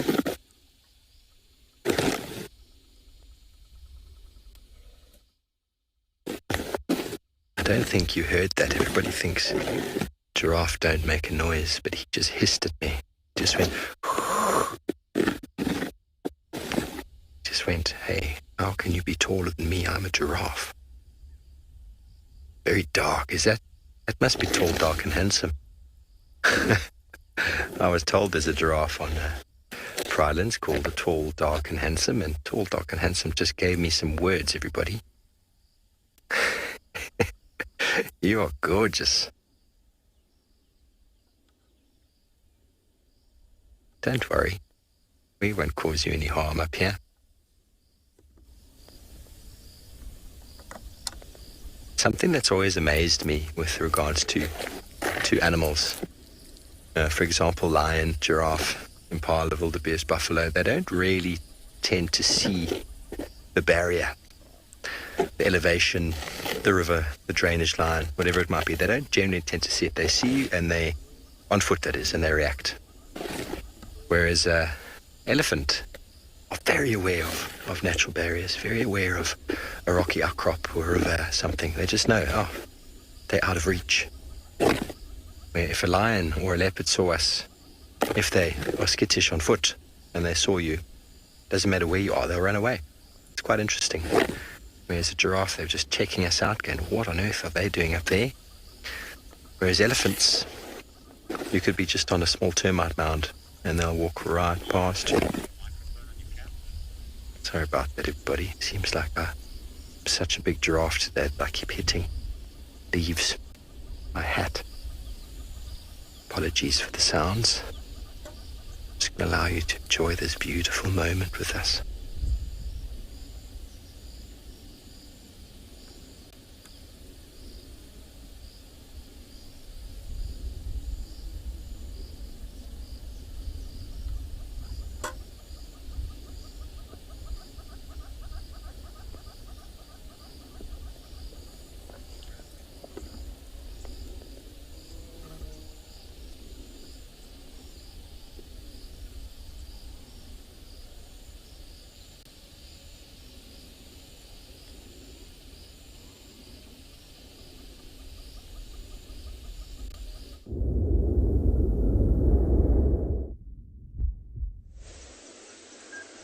So welcome back, everyone.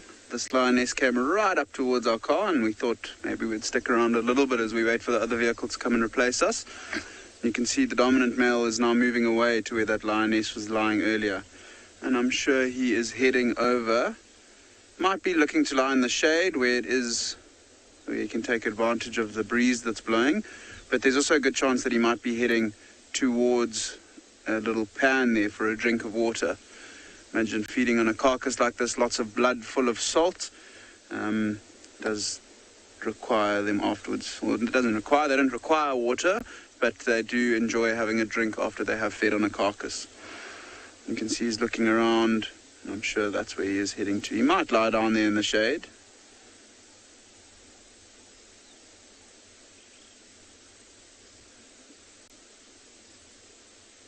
Absolutely superb lighting at the moment as well. It is such a beautiful afternoon here. And this lioness, when she did come over to the big male who's now walking away from us, she was very flirtatious towards him. Sort of looked like as if she was initiating or trying to mate with him, but she's still a little bit too young, so I think she's just trying to get his approval so that she can maybe try and come and join the other one feeding. But she's very wary of them. She doesn't feel like getting in a bit of a scuffle with them. But I think let's try and loop around to that male and see if we can't go and watch him have a drink of water. Always quite interesting to watch them drink, and it'll be interesting to see how much he drinks. We're not sure if he has had a drink today, whether he's been at the carcass the entire day. So let's loop around. I'm just going to try and use the same track that we came in on, which I need to find is just behind us.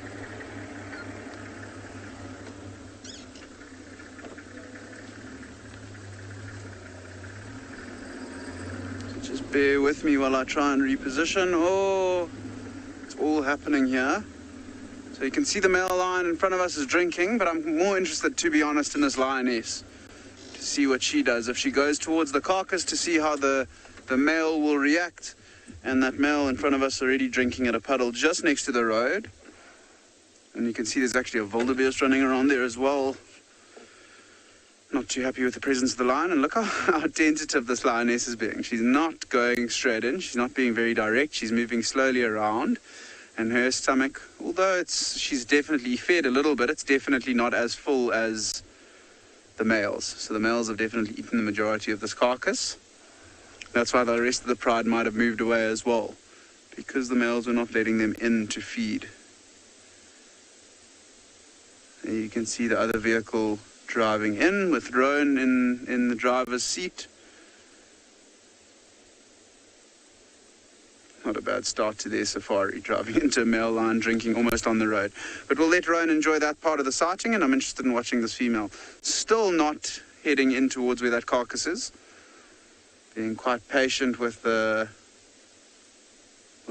attempt to try and get in to feed a little bit.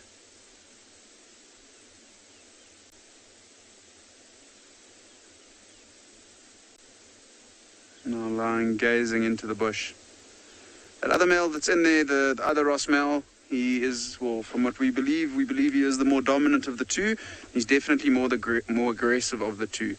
So let's see what happens here. She's got quite a bad wound on her back left leg there as well. Fresh cut, maybe from trying to bring down the wildebeest last night, maybe from trying to feed on the carcass and getting a swat from one of the males.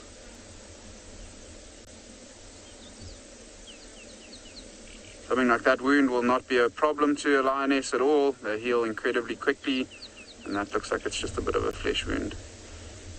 Those flies might irritate her. They might try and get into the wound for moisture, and also the fact that it is open and the blowflies are all there. They might even try to lay eggs inside of the wound on the lion, but I'm sure they won't be too successful. She'll groom them out, lick whatever they put in there out immediately. Not a very good chance of them hatching. It's amazing to see how she's not heading in towards the carcass. So there are several diseases that lions can suffer from, Lena. The most common being bovine tuberculosis in this part of the world, in the Kruger National Park.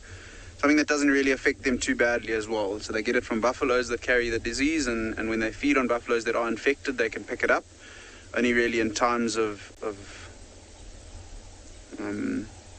drought, when there's not such good not water around, and the disease did spread a bit more. Another thing that they might suffer from is rabies, which can be bad and can actually cause death with them, as well as anthrax. And anthrax only tends to come about in droughts as well, or in the very dry seasons. And those are the three that I know of that lions may suffer from. Oh, do you see how she stole a little piece of the carcass and she's immediately leaving. Doesn't want to get into a scuffle with that male. What has she got in her mouth there? Literally a tiny leg. Or tiny, maybe a bit of the rib. She seems happy with that little snack, that little portion that she managed to get there.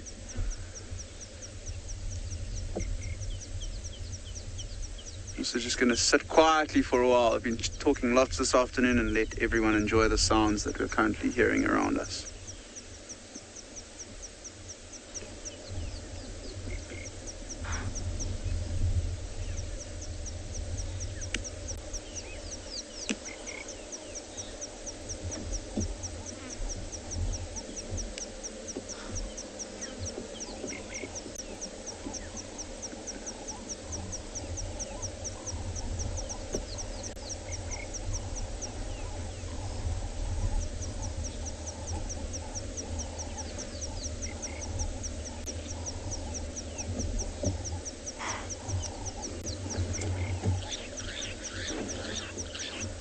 Some of the noises you might be picking up, you might be able to hear that lioness tearing away that very small amount of flesh that was on that bone. The impalas behind us, alarm calling. And then I'm sure you heard the other vehicle switching on and off. It is a privilege again this afternoon because there are only 2 vehicles out on the whole of Ingala. So 14,700 hectares all to ourselves, which is a very, very special thing that has not happened. I mean, since COVID, it's happened quite often, but in the past wouldn't be a common occurrence. So special to be able to spend the amount of time that we get to spend with these animals. Also some rattling testiculars calling in front of us.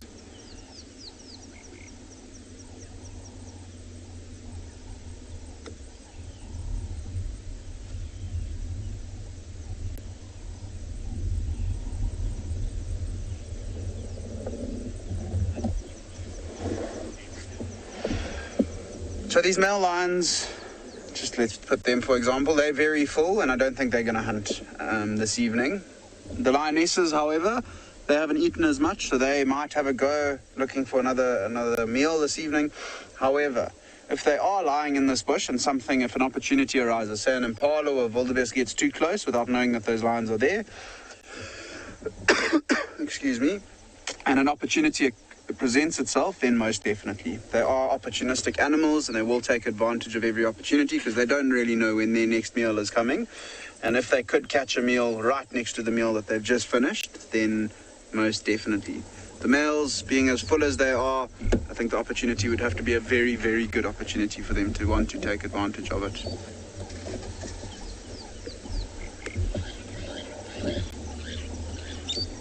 Brown-headed parrot flying over the line now. It might have, flying very quickly, so you wouldn't have caught that, but that was the parrot calling.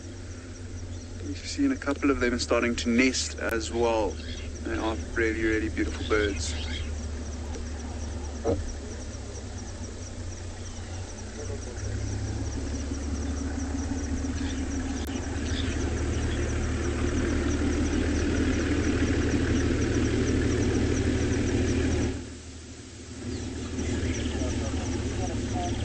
I think what we might do is we might sit here for a little bit longer, not too much longer, and then make our way out of the area. I think we've enjoyed most of what is on offer this afternoon. I think maybe when it gets a bit darker and these lions might look for some water, and then maybe we'll head back. But I think we're going to try head towards that lioness that's in the riverbed with the den site. Maybe we'll get lucky, but we're going to send you over to Steve at Bridlands.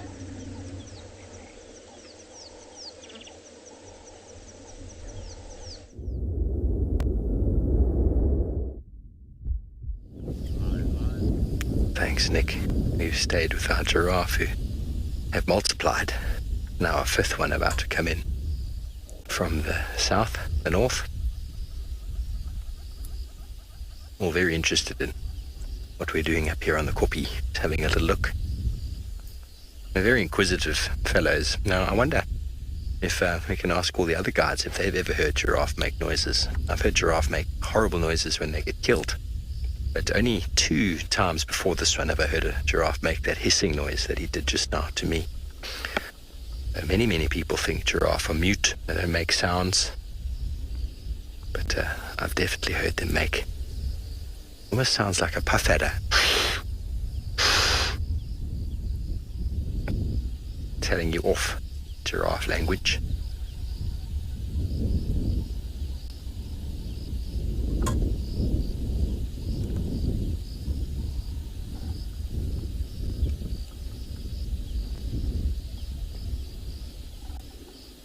They've probably come from Leopard Dam, having a drink, potentially. They're all slowly mobile, sort of easterly direction. The wind is coming from across us.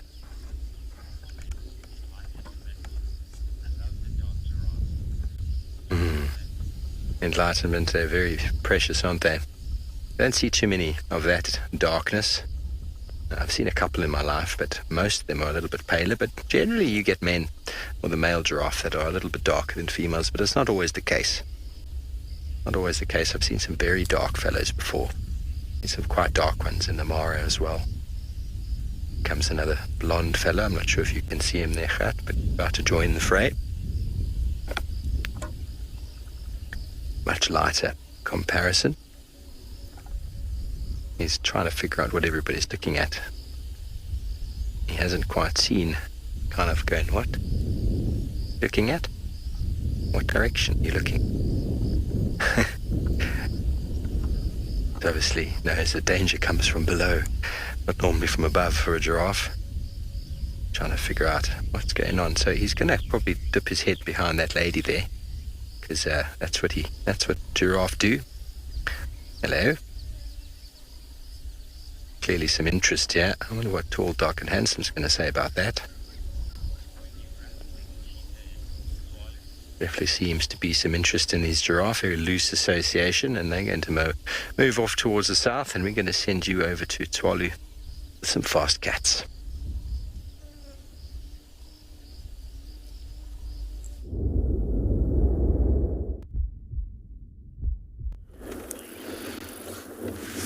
So all we've had so far is one stand up and stretch, one rollover, and that's about it. I thought that they'd get a little bit more active a little bit earlier with this possibility that the wind is easy for them to hunt, but it is still quite warm, and there is no prey on the horizon in sight at this stage. Oh, well, there we go. So you just and probably just alter position, rearrange. Where they were, they're now getting a little bit more sun. As the sun's dropping on the horizon, they're getting more sun, and the shade is shifted closer to us. So hence the reason for them getting up and moving is that their shade is moving.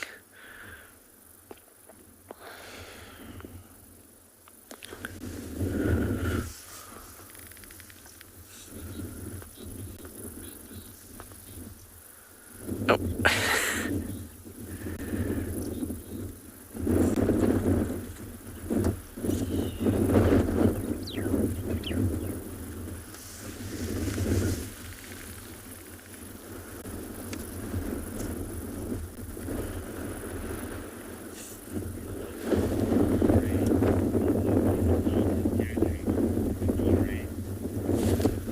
So Rocky Ray is asking the question, how large is the cheetah's territory?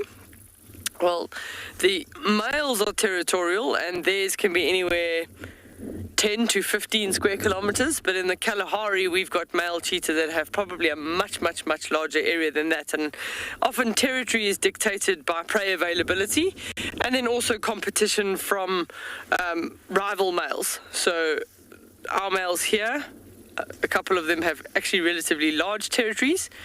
And then females don't necessarily have a territory, but they have a home range. So they will move vast areas depending on where they would find food and if they are looking for males or not. Sometimes they'll try and avoid the territories of the males and be on the outskirts while they've got very young cubs. And then if they are looking for a male to mate with, then they start moving through their territory and scent marking where the males have scent marked in order to find a mate. So this particular group is probably, I would say, about 6 or 8 kilometers from where we saw them on Friday. So they've already moved quite a bit. And being what I believe to be 4 subadults, they won't necessarily own a territory at all at this stage. They'd just be constantly moving to areas where they could find food and trying to avoid territorial males. Because if any one of these are males in this group, then they could stand a chance of getting injured from the pressure from dominant territorial males.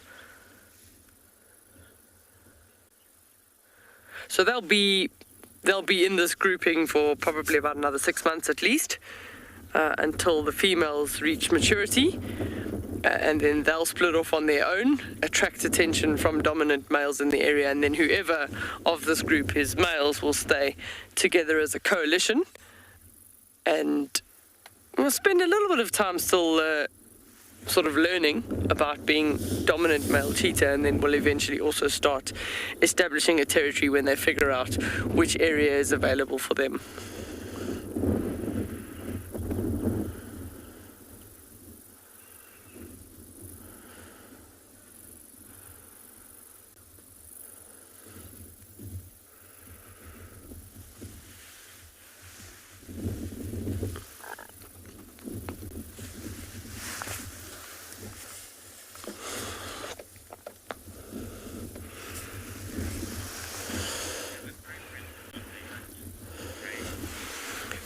So Craig is asking the question, do cheetahs have a preference in what they hunt? I'd say yes, because it's often based on size. It's based on what they are capable of hunting. So the female cheetah here tend to prefer springbuck, impala, that's within their size range, whereas the adult males, if there's a coalition of 2 or more, they choose much larger prey. They'll even take down medium-sized wildebeest, they take down red hartebeest, and they'd even take down adult gemsbok. So it does depend on the individuals themselves as to what they're capable of doing. In a group like this, relatively young, I would say not necessarily the most skilled hunters as yet. They'd be trying to grab small, inexperienced prey like young wildebeest, young gemsbok, and even springbuck lambs. That would be sort of what they would start with, and then as they develop their hunting skills and at this stage for the next 6 months work together, they can start taking down slightly larger prey, maybe things like kudu or wildebeest.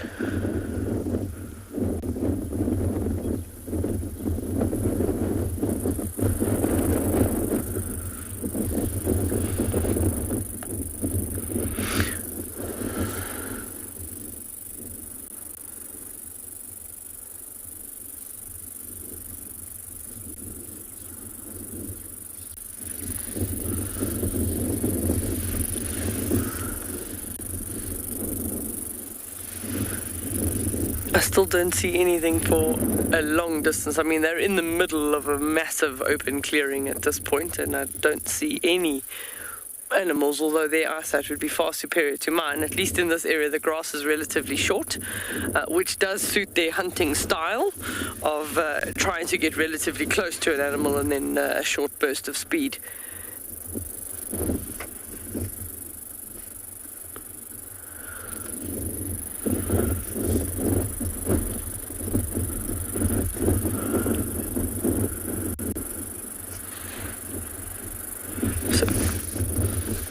We're probably going to move on from here because it doesn't seem like there's much happening for a while still. They've still been a bit sleepy. We're going to send you across to Pinda in the meantime.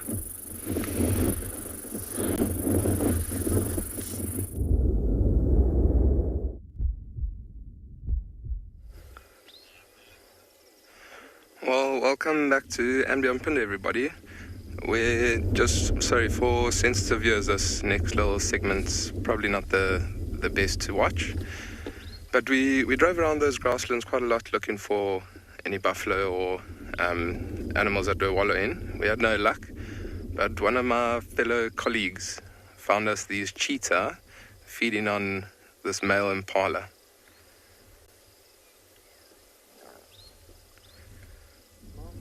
How incredibly special is that? Let's just take a minute or so just to watch them, what they're doing.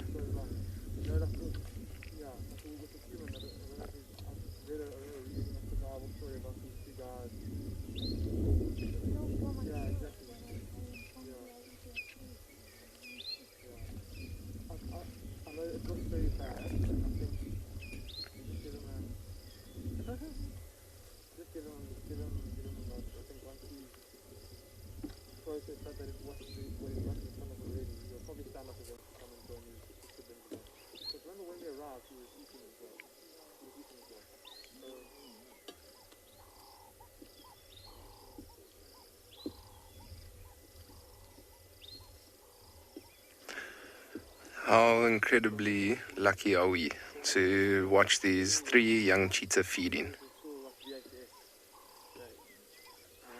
It's quite amazing how they almost like ripping the meat off the bone. And you can see the area where they are feeding on. They've started right at the rump. And I mean, that's probably the most sensitive and the softest meat around on an impala. And so they'll start from the biggest chunk of meat around that rump area and slowly move up the body. How's that cheetah's face when it turns around? How amazing is that? All full of blood. And you can imagine, I mean, I'm sure they've got into the internal organs, like the heart and the lungs. And there's a lot of blood inside there. And cheetahs, they won't actually often drink water. So this is the opportunity that they have to be able to drink. So often these cheetahs will be lapping up the blood from the impala. And I mean, you can see, look at that face of that one cheetah. You can see how it's even also panting quite a lot.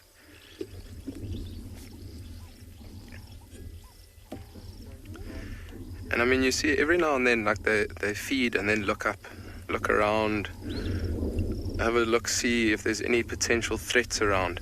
Being very small animals, cheetah, they are quite vulnerable. I mean, even a fully grown female cheetah or male cheetah is vulnerable to things like leopard, lion, and hyenas. And so, I mean, they're going to just constantly look around and make sure that there's no potential threat around for them. And I mean, if they do happen to see one, they won't even try and defend this carcass. They'll most likely just run away and see if they can just survive. I mean, you also see how the cheetahs are panting. They're panting quite a lot.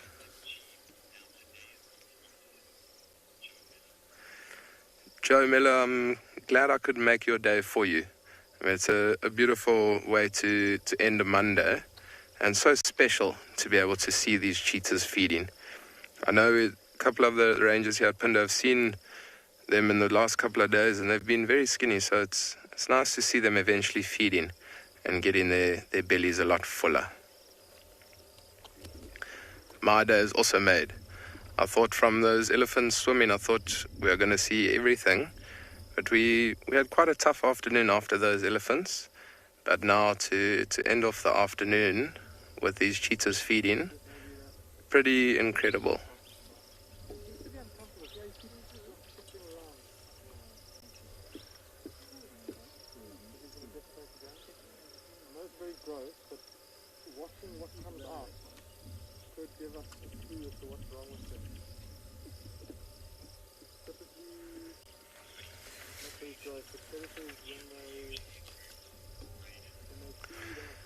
Raiden, so cheetahs, they don't form prides like lions. They are often in a group. So, I mean, you often get a female with youngsters.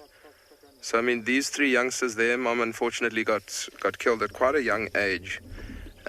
So we did have to intervene a little bit, and they would still be with their mom if their mom was still around.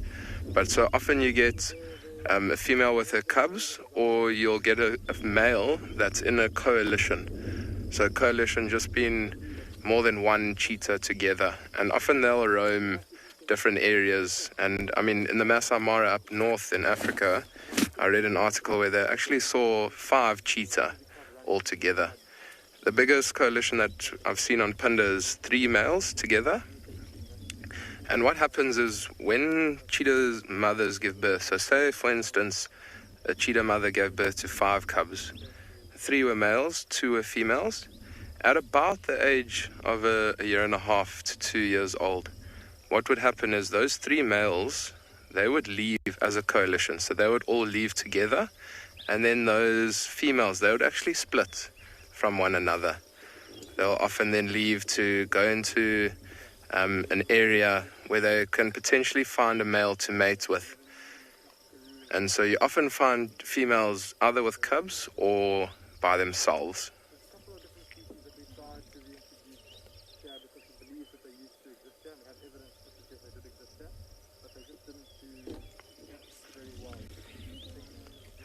So I think we definitely are going to spend a little bit of time here with these cheetahs and see what they do get up to.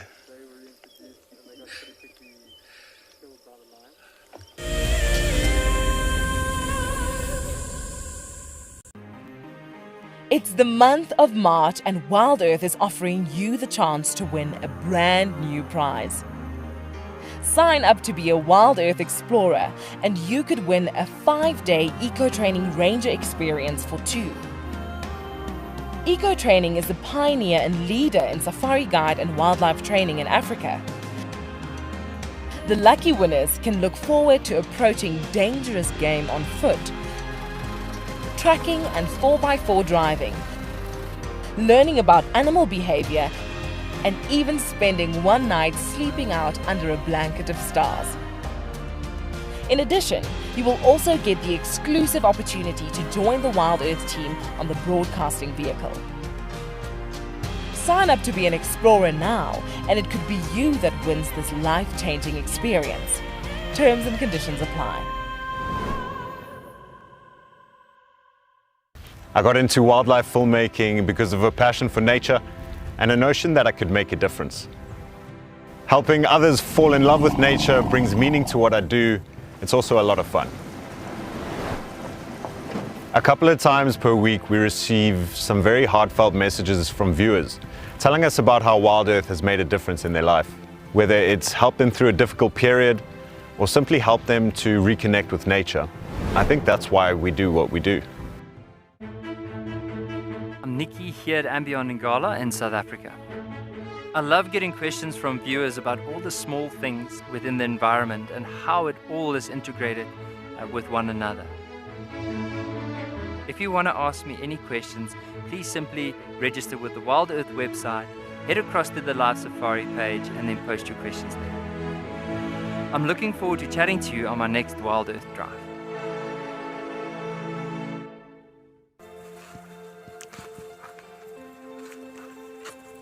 Hello, Mama. Just checking us out, everybody. There's no aggression here. Very relaxed. A herd of elephants moving around your car like that is truly, truly magical. Tune into Wild Earth every single day. It's in your nature.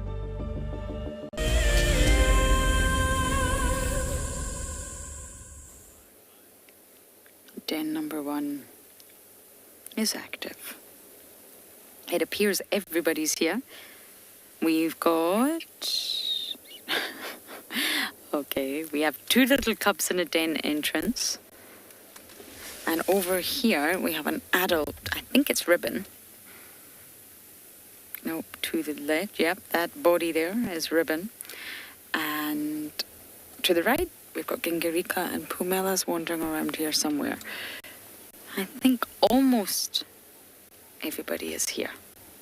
And this is den number 1, everyone. For those who may have missed the update, the hyenas have moved.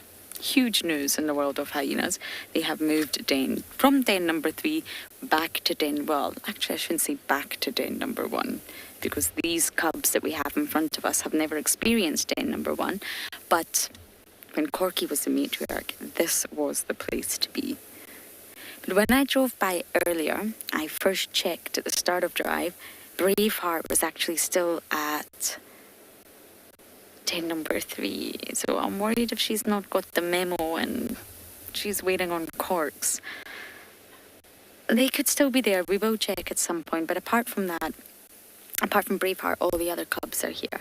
And it's entirely normal for hyenas to move dens. It's not abnormal, should I say, once that sort of den gets wet and soggy and lots of parasites and just becomes very unhygienic. So someone, I don't know who, has made the decision it's time to move.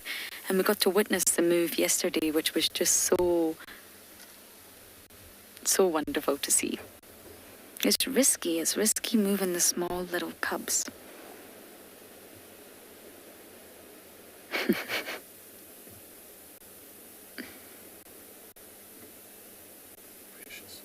Unless that is Braveheart at the front, I can't actually tell which cub is at the front.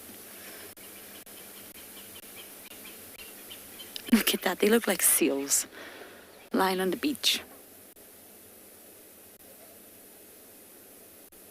But it's so lovely to be at a different den. It's very refreshing. I just showed this den the other week and it's very overgrown, but of course they'll dig their way in and they'll renovate it, if you like. But I think in a short while we will just quickly check den number 3 and see if anyone's hanging there. Maybe the memo hasn't spread throughout the entire clan. But if Ribbon's here, then the matriarch's present. So this confirms that they're definitely using den number 1. Without a doubt.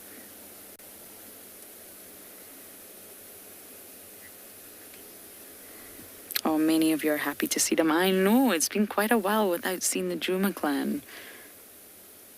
I've been rather upset, to be honest, that I've not been seeing them. So I'm going to spend as much time this afternoon as I can. I think our morning safari's just a touch too late to catch the den active. So I'm just going to spend as much time as I can trying to figure out who's here, who's not here. I don't think I've seen Hart since coming back. Seen Juden, Corks, Tima, Ribs. Don't actually think I've seen Hart. And poor little Ginkgoriko over here, Davi. Look how dark the underside of her tummy is. Look at the way she's sleeping, it's very sweet.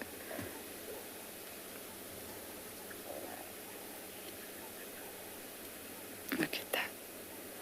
Okay, we're going to stay here a little bit longer, potentially check den number 3, but for now, over to Pinda.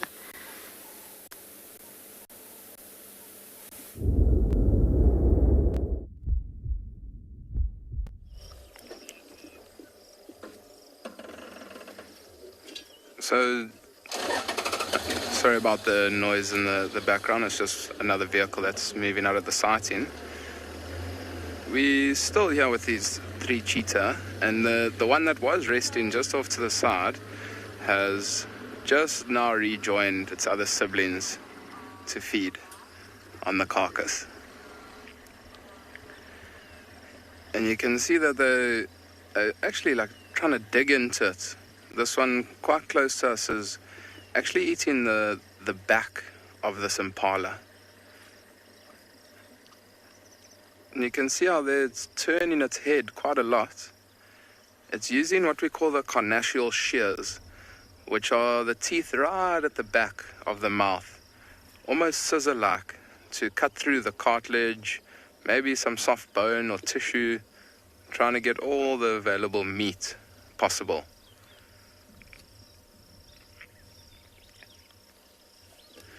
And it's quite amazing. I mean, the sun is starting to set in the west. It is starting to get a little bit darker. And these cheetahs know that they are mostly diurnal, so active during the daytime, and they're not going to want to be anywhere near this carcass when that sun does start to set, because things like leopard and hyena are then going to be quite active when that sun does set. And you can imagine even one hyena would be able to chase these 3 cheetah off this carcass. So they're going to want to be able to feed as much and as quick as possible in the next, I would say, probably 45 minutes or so, before they're then most likely going to start to move off away from this impala and go find a nice open clearing to rest for the evening.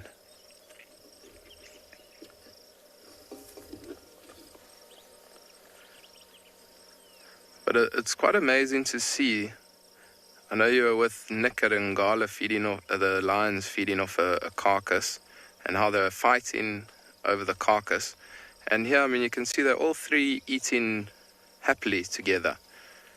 And cheetahs also, they don't often use their feet to feed at all. It's got the stomach lining, I think, there. It's almost eating it like spaghetti. And the cheetahs, they don't ever fight off a carcass like lions do. And lions often will almost rip the meat. Cheetahs, they eat quite politely. I mean, they just put their feet right next to the carcass and they have their meal. How amazing is that cheetah with the blood? And you can see how it's panting quite a lot. I mean, that cheetah hasn't stopped feeding probably in the last 15 minutes or so since we've been here. I wonder how long it will take for that cheetah to go and rest just for a little bit. Try and catch its breath a little bit. Try digest a little bit before it does then come back and feed.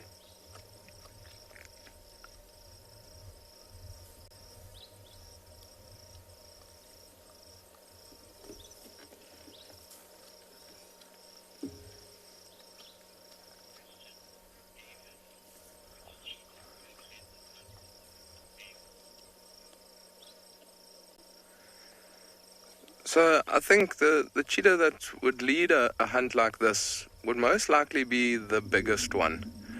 So I know with these 3, it's 2 females and 1 male.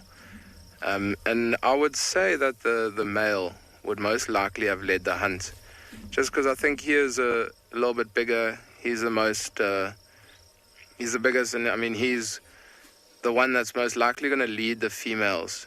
And he's going to initiate the hunt, I would think. And that's just what I think. I'm not 100% certain exactly what happened here, because nobody actually saw what was going on. We just know that, they're now feeding off an impala.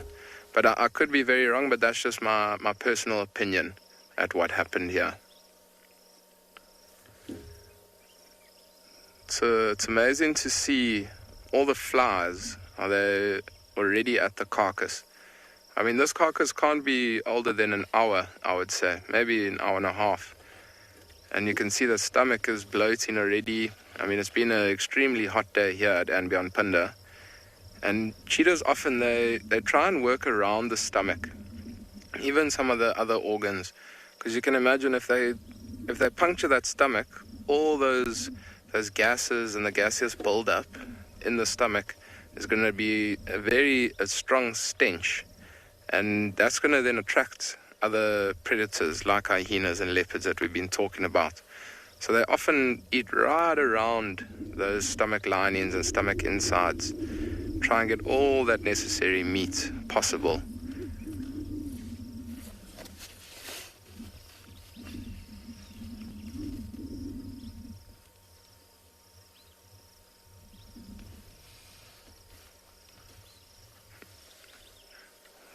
One cheetah's just started to lay off a little bit to the side. And I mean, if we move the camera towards that cheetah, you can see the stomach, how it's very bloated. And I'm sure everybody's familiar with when you eat Christmas lunch and you're very, very bloated, very full. All you want to do is just lie down and try and digest that food. And that's exactly what that cheetah is doing there.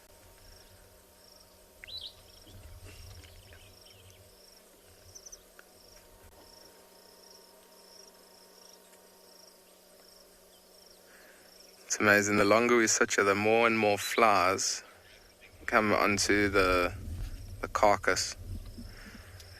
But I think it's definitely worthwhile spending a little bit more time with these cheetahs. It's so special to see cheetahs feeding. But for now, we're going to send you over to Tswalu and see what they're up to.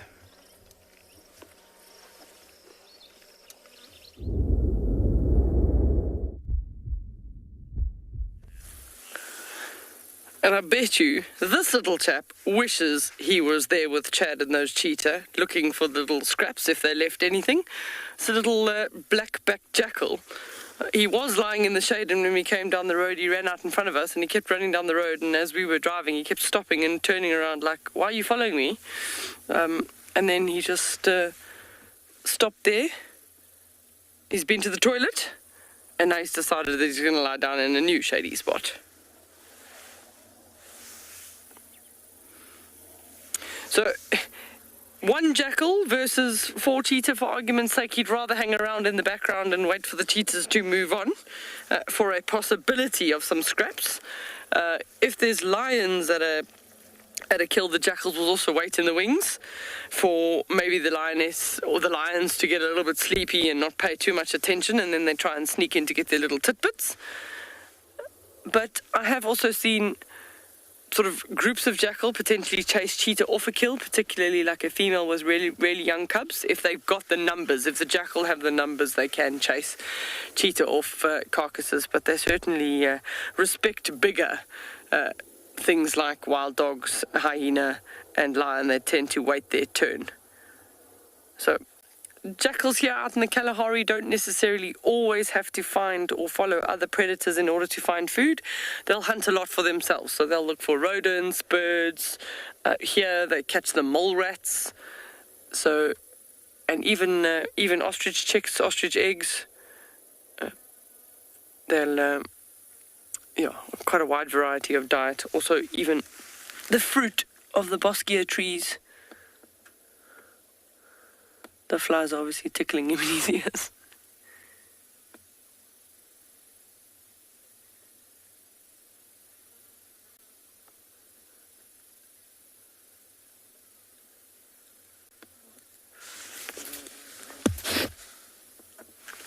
Never mind about the flies tickling him in the ears, BK, they're tickling my ears too. You've got to be very fast on these louse flies, otherwise they bite and they leave you with a nice red welt.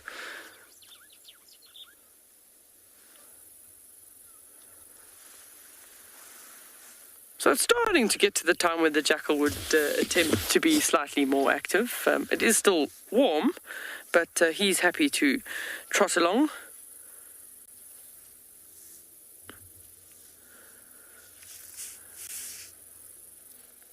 So as he exits the picture, we're going to send you across to Pridelands.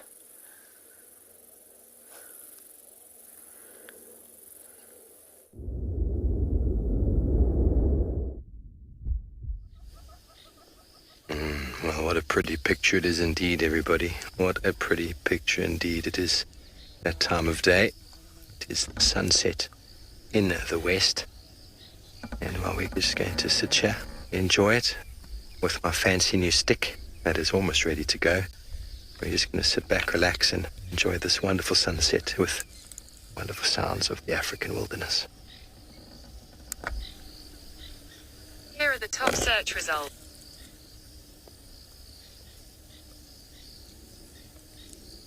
Sorry about my phone deciding to do funny things.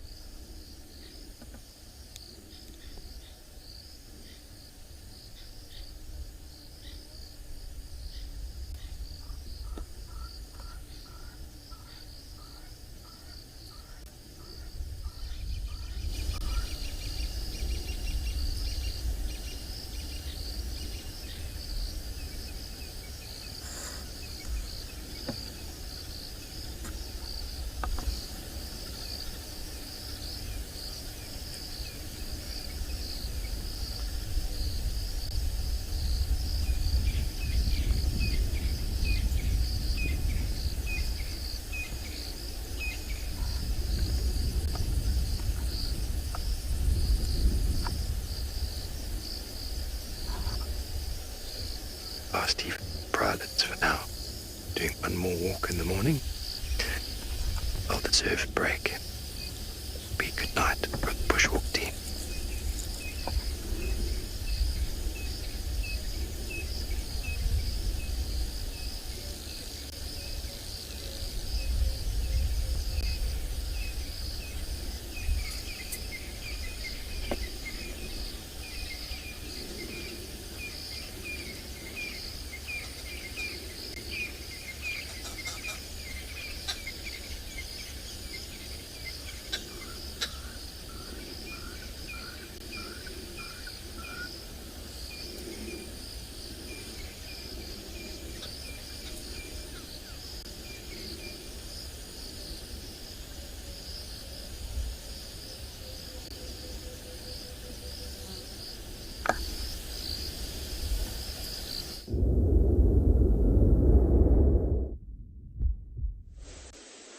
So welcome back everyone, and look at this unbelievable scene that we have managed to find this afternoon.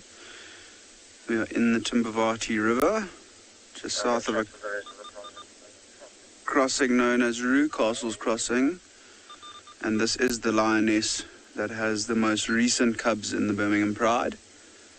Have a look at those teats. You can see they are swollen, so they have been suckled on by the little ones already. You can see she's quite full as well, so she might have had a meal last night, also panting quite deeply. Can't get over how beautiful it is with the river, the flowing water just behind her as well. You can see where she's lying, the sand is a little bit wet, so it's a little bit cooler. That's why she's lying out in the open. We haven't had a view of her cubs yet. Since we got here, she's been fast asleep in that same position. But I don't think we're going to leave this this sighting for a while this afternoon. I think patience will hopefully pay off for us today.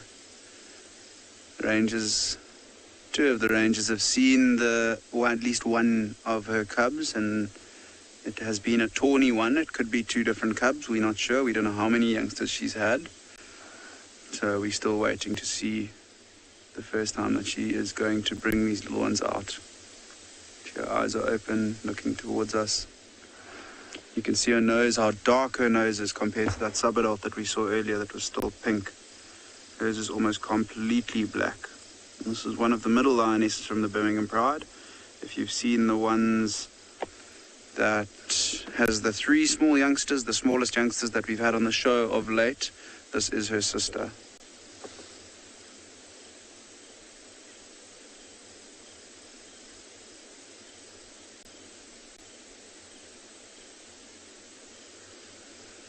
Such a stunning setting in the Timbavati River, and this river is incredibly important for these lionesses as den sites, areas to give birth and stash their cubs away as they move around. Look to try their best to raise them. What is also incredibly exciting with this female, I mean, there is a chance that there could only be one tawny cub. There's a chance that there could be 4 different cubs. And everyone at Ngala is waiting in anticipation. There's a chance that there might be another white lion.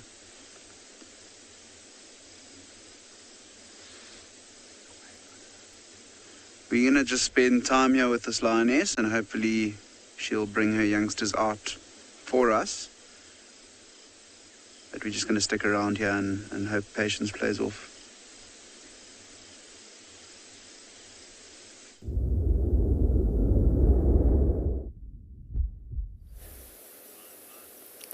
We are just having the best time watching these cubs frolic around. It's never ending.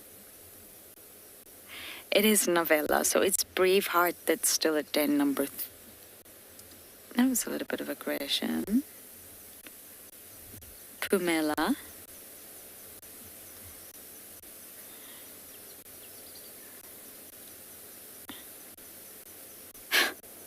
Well, it's safe to say Tima's cub's not scared anymore.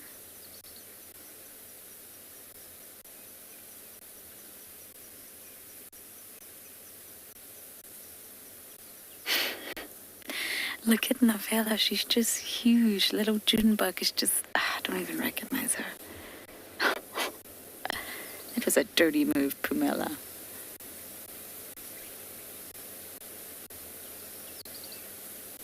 So we haven't actually checked den number 3 yet because it's been so active here, but we will. I really want to see if maybe Corky's there and if Braveheart is still there. Why is she not here? We're also trying to do genitalia check. Yes, I know it doesn't sound too pleasant, but I really, really want to see if we can get some screenshots. You see the spot pattern on Antima's cup is there. It's just very, very dark, but it's there. You can see she's got spots.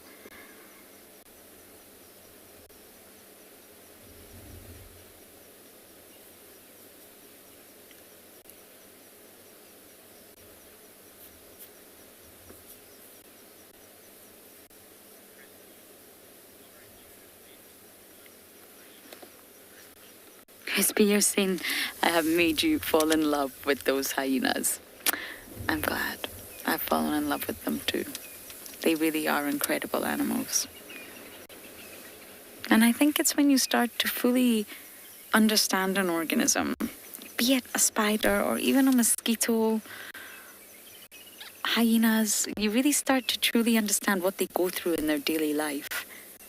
And Davi and I were actually talking earlier. We were the first ones that found Shimbulu and Ngwazi, 27th of March last year. And how much everyone's grown and so much has happened in 1 year. I mean, there's now 7 cubs. This time last year there was 0. And it's great to see the clan flourish. I'm so happy you've fallen in love with hyenas. They're hilarious. Even their behavior around the other predators, around leopards, I've never seen them be aggressive. It's just hilarious. The leopards don't find it so hilarious, but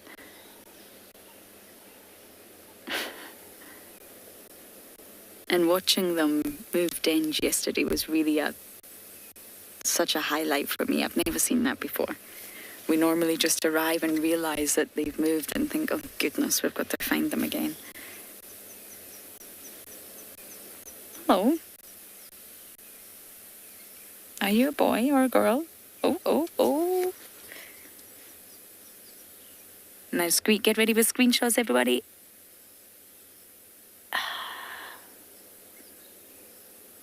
I have a funny feeling it's a girl, but I don't know if it's confirmation bias just because I want it to be. She's trying to anal paste. He or she is trying to anal paste, but doing a terrible job of it. Davi, on the other hand, you're doing a wonderful job.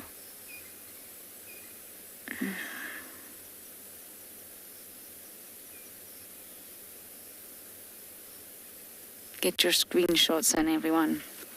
I need to look at a frozen, not moving image.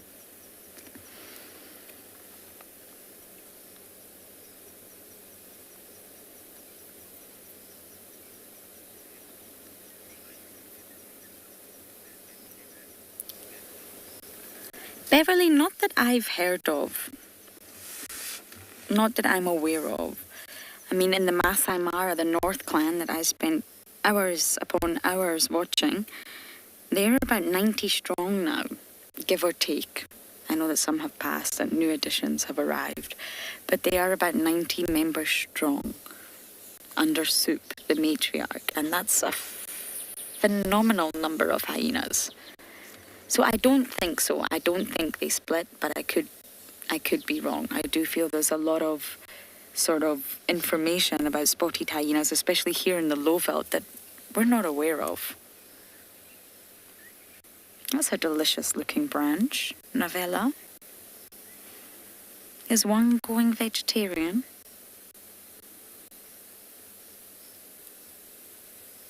I think not.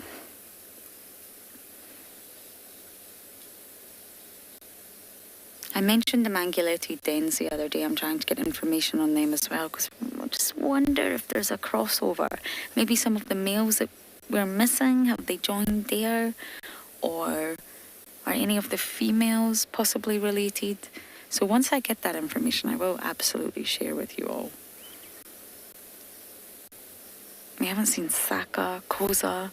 It's presumed that Koza's no longer with us, but we haven't seen Saka in a very long time as well, which is heartbreaking.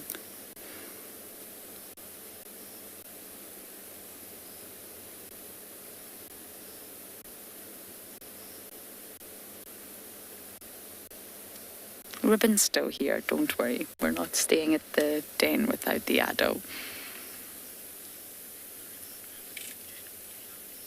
There's Ribrobes there. And Pumela and Gingerica are cuddling instead of fighting, which is so lovely. Daniel, they bring carcasses back to the den, absolutely. But hyenas actually remain in milk up to around 18 months, sometimes even 24 months, which is 2 years, obviously. So they remain in milk for a really long time, but yes, they will start to nibble on food. Their jaws, which are incredibly powerful, they've got one of the most powerful mammalian bites in the animal kingdom, don't really spring into action. And when I say spring, I mean properly develop with all the sort of correct muscles until about 2 years. And therefore they will nibble on bones and nibble on a little bit of flesh, but they don't really eat, not like the adults do. They're getting most of their nutrition, especially at this age, from their mother's milk, which is incredibly rich. Where are you going with your branch?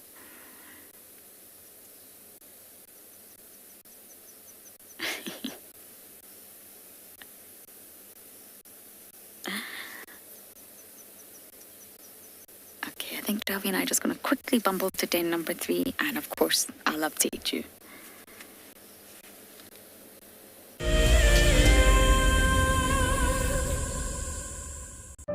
Wild Earth is launching a brand new bushwalk from Pridelands. With a slew of potential dangers lurking, it's essential to be aware of your surroundings whilst walking in the wilderness. 20 yards away from one of the most endangered species. This is a big bull.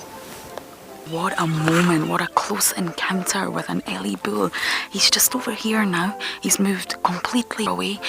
Being on a bushwalk and seeing a leopard, I mean, it's ridiculous to be this close to a leopard on foot and for him not to run is absolutely insane. How crazy was that?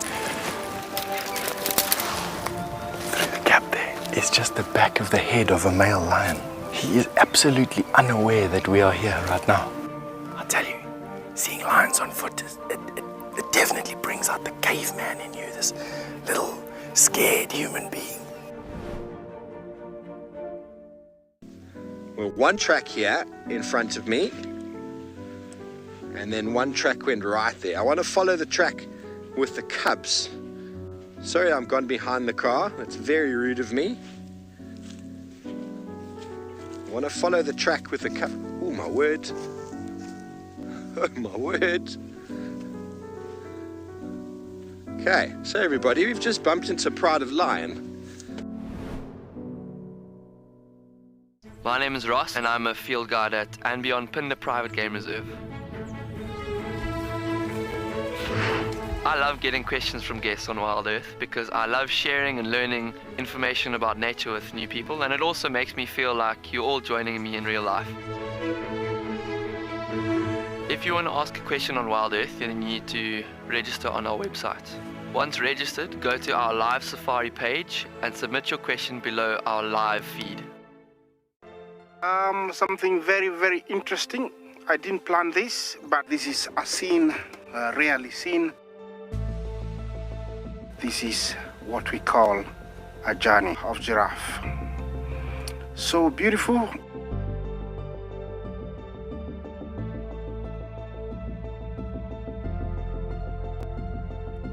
Tune into Wild Earth every single day. It's in your nature.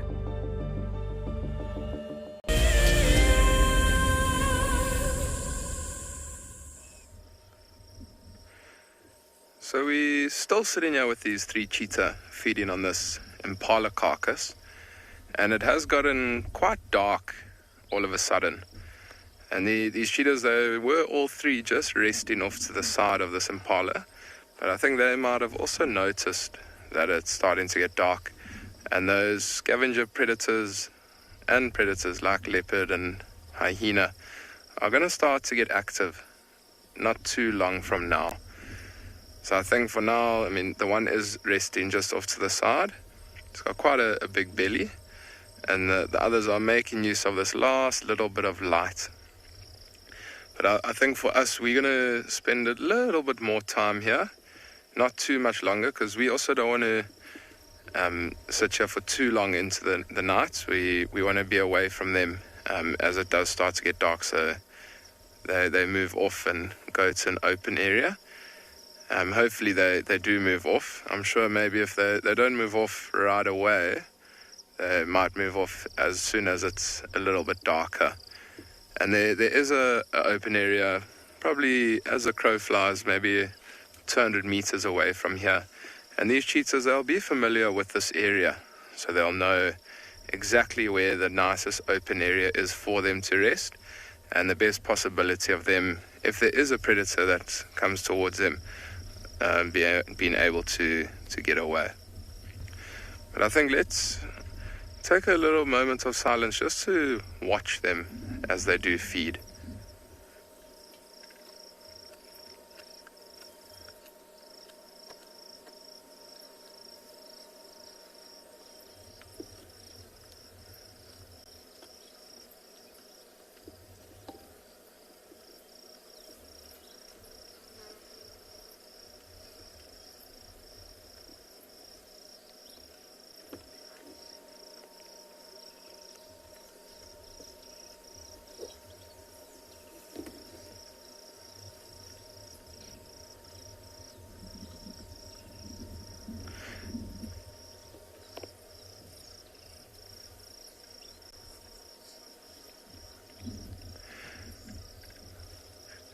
It is quite tough to hear, but I can actually hear this cheetah shearing through the cartilage of this impala.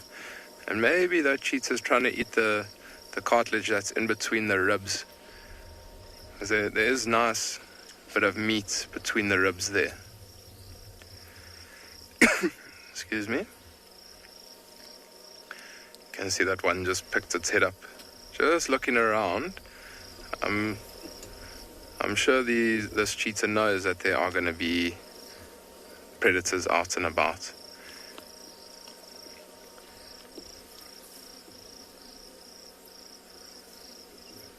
They actually all of a sudden started to lift their heads a little bit more often than they were when that sun was still quite high up. That one cheetah just moved and just repositioned. Maybe there was a lot of pressure on the stomach, so maybe it turned over.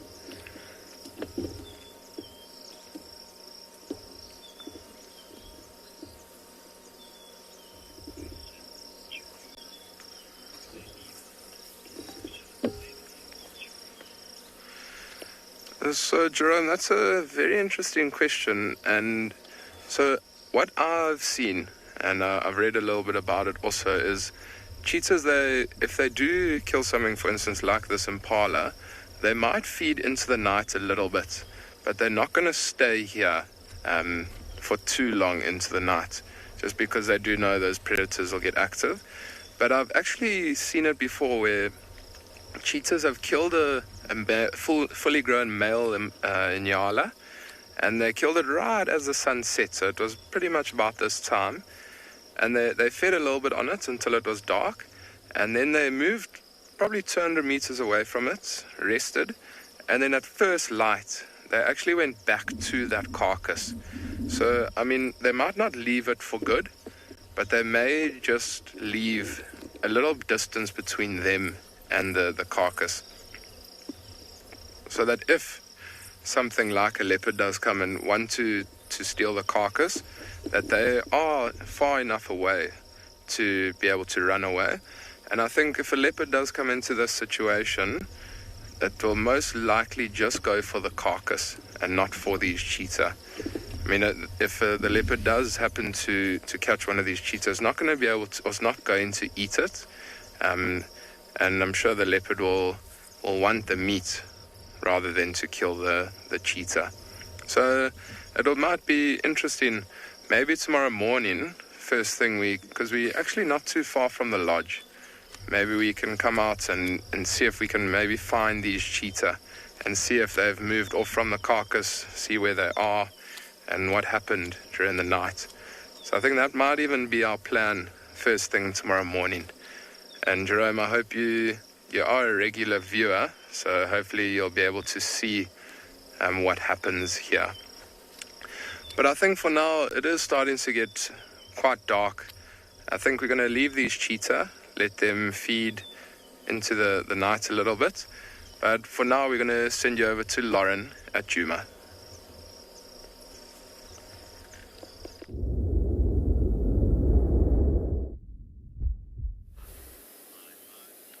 Familiar surroundings, but a rather sad sight. Braveheart's at den number 3, completely on her own, and she just looks a bit disheartened, and I know that's massively anthropomorphizing, but they're at den number 1. Follow us. Now, we can't stay here, everyone. Of course, there's no adult, but I did want to show you what the situation is. I don't know why she's here.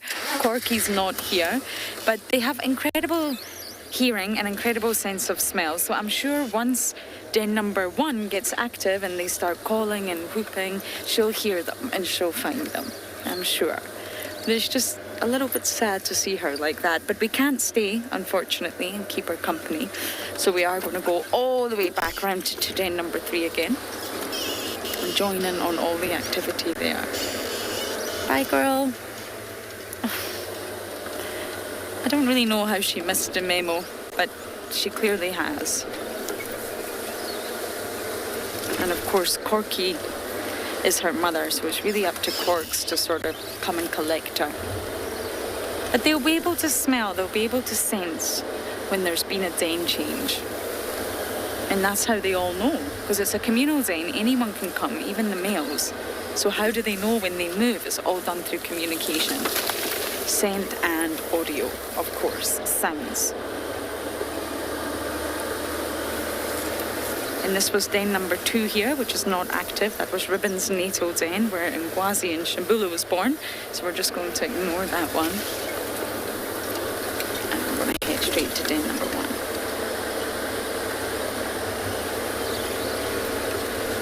Where all the activity seems to be.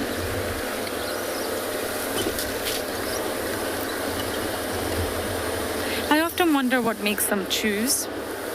I guess we'll never really know the answer to that. Is it familiar places, maybe where dens that they experienced as a cub? Is it a den that they choose or they feel is particularly safe? I'm really not sure. I'm not entirely sure how they make that decision. Now that's an entrance in there, but that's where Ribbon is snoozing. So we're going to go on the other side.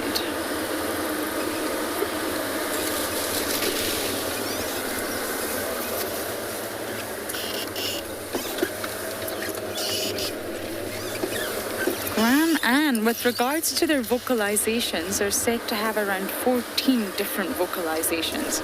And that will, of course, include the iconic whooping and the giggling and the squittering and all the other really unusual noises that they make. But they're said to have about 14 different vocalizations, and within a clan, each member can recognize every single vocalization of each member. Okay, I think we've got one of Heart's cubs in the way. It's either Pumela or Gingirika. Oh, dog. Oh, there's 2. They obviously came right to the warm spot where the vehicle was, and now they're enjoying the warmth. But this is, of course, peak time for hyena activity. The sun's going down. We've actually got a glorious skyline. Should we show the skyline, Davi? Look at that.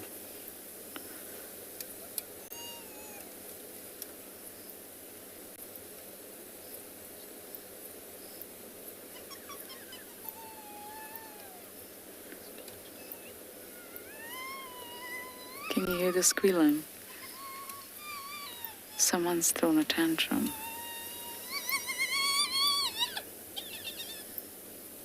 Oh, look, it's here.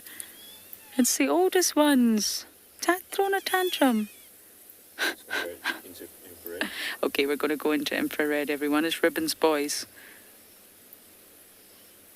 You guys, you shouldn't be throwing tantrums.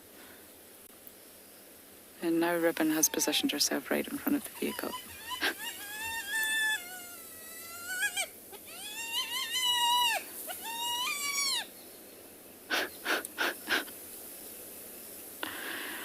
Well, there's one of your focus.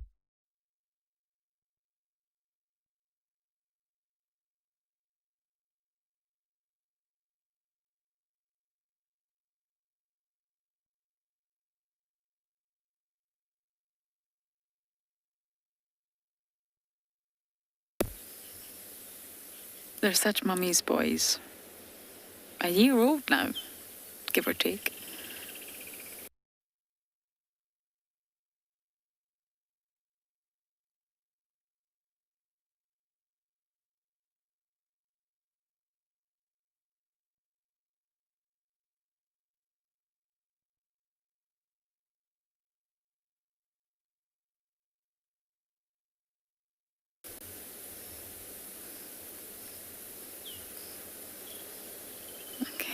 Considering reversing, however, I can hear someone chewing the car. Someone's underneath us.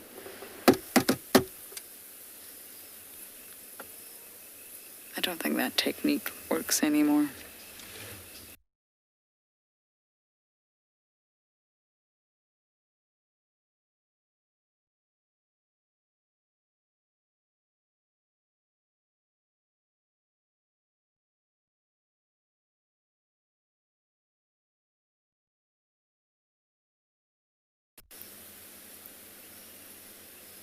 That just shows you how long the grass is. It absolutely swamps little ones.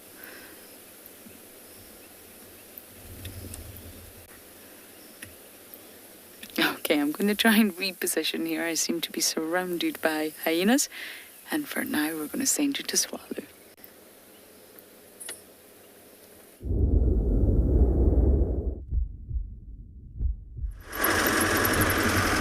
So while Laura tries to reposition, we driving off into the sunset at this stage.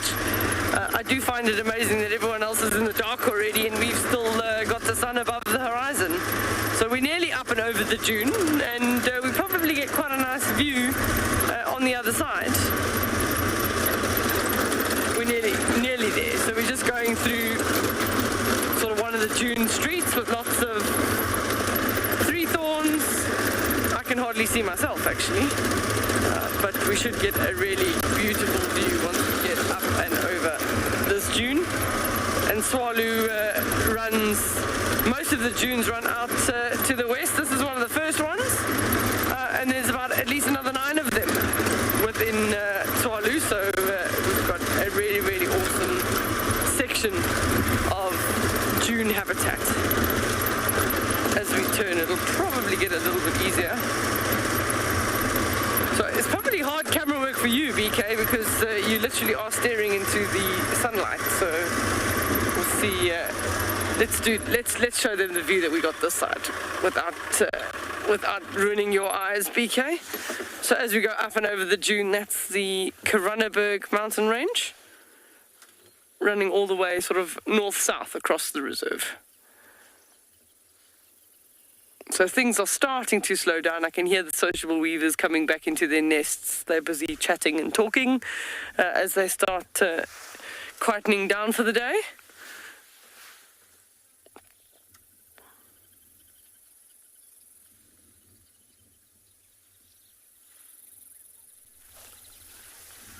So we can pop on over, maybe. We'll carry on driving over the dune. Oh, not yet. There we go, there we go. Good old trusty Land Rover. We'll, as we come around the corner, we always hope for a silhouette. It's always really nice to have an animal on top of the dunes. My particular favourite's always a giraffe, or even a gemsbok, even a kudu. Those three make really nice silhouettes. Hold on, BK. Going down the dune, and I'm looking to see if there's any eland or gemsbok Nothing in this street so far.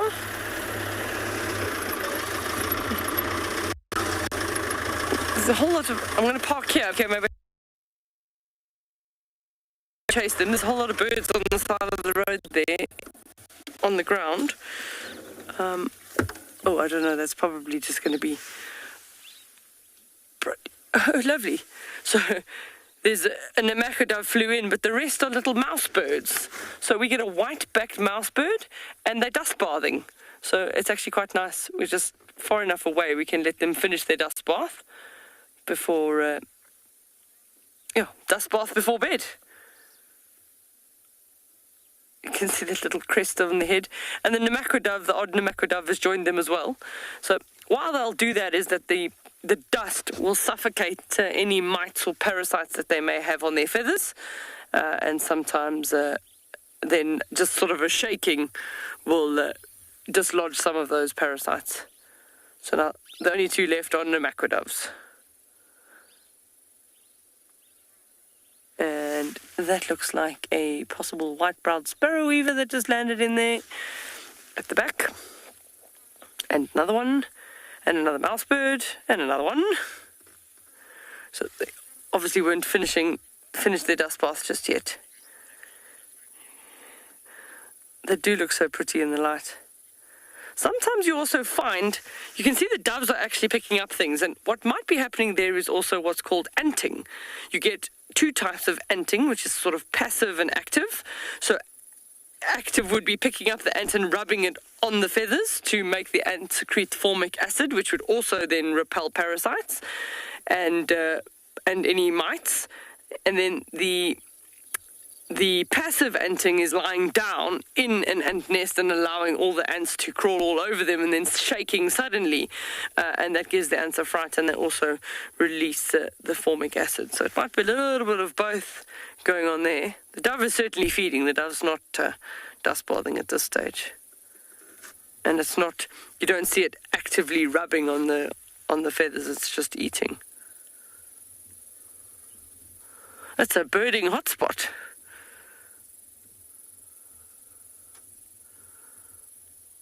You might find a male's trying to charm the female there.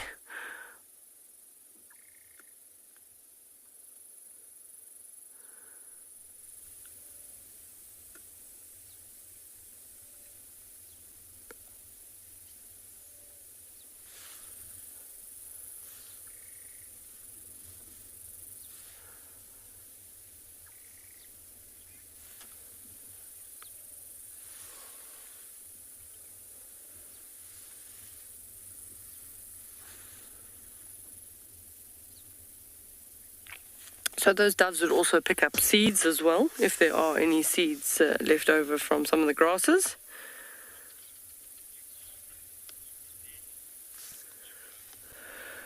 Jerome is asking a question, do all birds sleep in nests? Now, when you look at number of birds in southern Africa, you're looking at about 950 species, over 10,000 worldwide.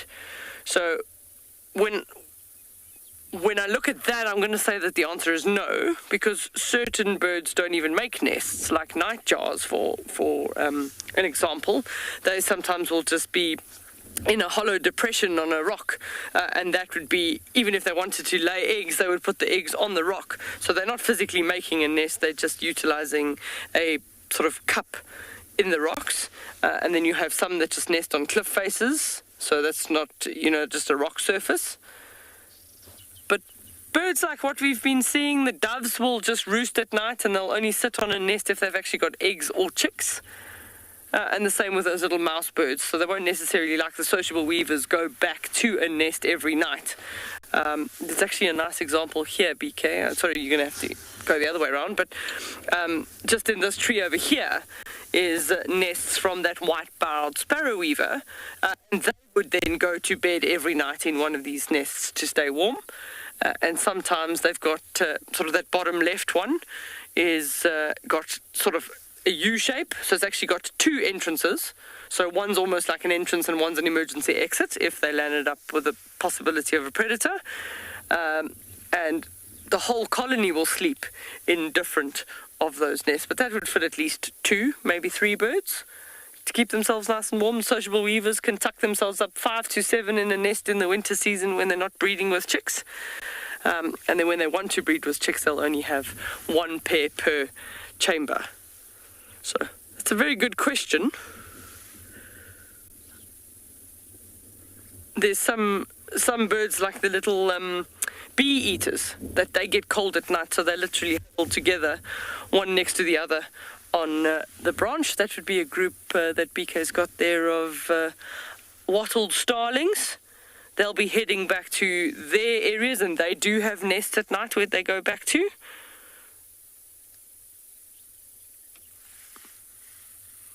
They're so far away we can't actually hear them making noises.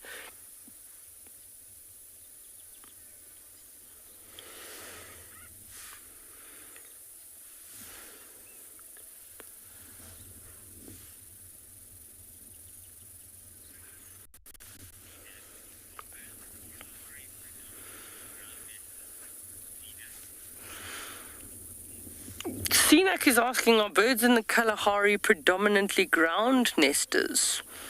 And now I've got to think about that one, because there's quite a few larks that will nest on the ground. There is the ant-eating chats and the shelduck that will nest in aardvark holes and burrows in the ground. And then the korhans and the ostriches, corybusters, they'll be all on the ground. But then you have your general birds, which you'll find all over the place. The weavers, the doves, woodpeckers, hornbills, they'll nest up in the trees. So it's not, I wouldn't say it's a dominant thing that most of the birds here are ground nesters. Remember that if you're nesting on the ground, if you don't have really good camouflage, you're potentially vulnerable to predators. More so because you're on the ground. Jackal, hyena. So you have to have really, really good camouflage. But the one interesting thing about birds in the Kalahari is that a lot of them actually do have cryptic coloration. So most of them are brown, drab, not really that sort of flashy like a lilac-breasted roller as an example. And that's because of the area that they live in, and because of being a lot of time feeding on the ground. They do want to avoid being seen by predators, so they choose to rather have cryptic coloration than be bright and bold like some of the others. That sun's almost touching the horizon.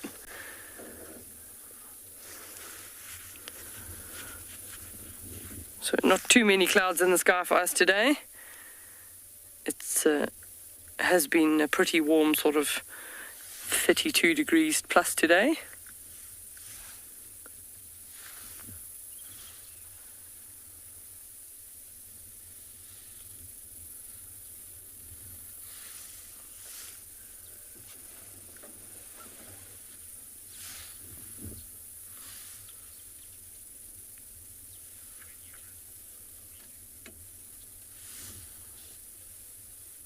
Just another awesome day in the Kalahari.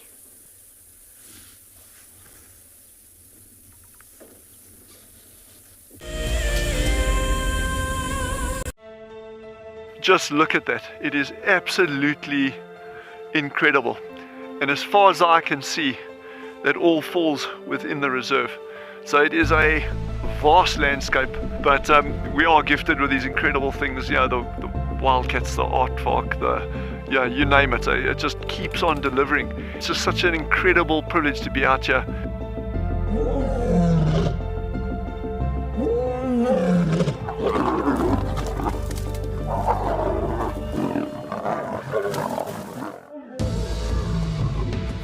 And when you think it could not get better, Mother Nature says, hold on tight. Oh my word, that is gorgeous. We are cooking on gas this afternoon. Have a look at what we've got. Look at how this is the best day of my guiding career so far. We have a baby pangolin. We're just gonna go very quietly. There's your aardvark. And for those of you who've never seen one, this is one of the big safari specials on any reserve. I'm just holding my cap because otherwise it's going to blow away, and with this storm coming towards us, absolutely beautiful to be able to see water flowing in this volume in the Kalahari.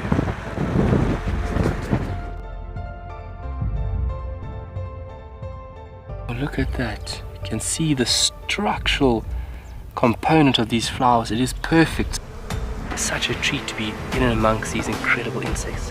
How lucky are we? You can see how close they are to the vehicle. Very curious. Oh, you can do it! There we go. We made it over. Whew. But look at that view. That's absolutely stunning. You can see how they're going into stalking mode. Okay, there we go.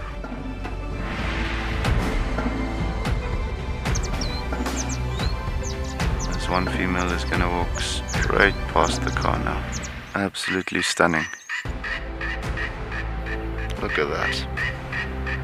I mean, do we just not have the best jobs in the world? That was epic.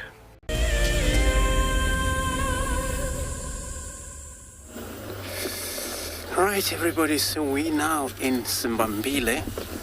Here we just actually got a call that is a pride of line, which is a Nkuhuma pride. I haven't actually seen Nkuhuma in a while.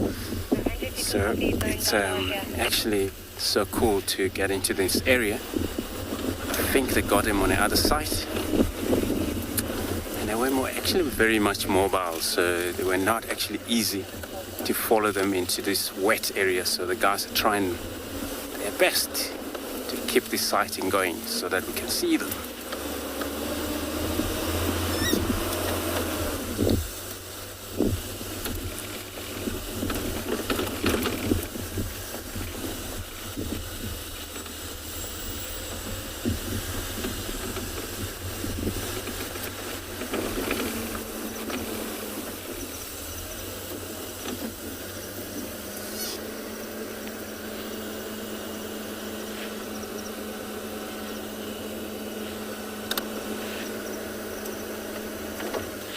Okay, so this looks like we're gonna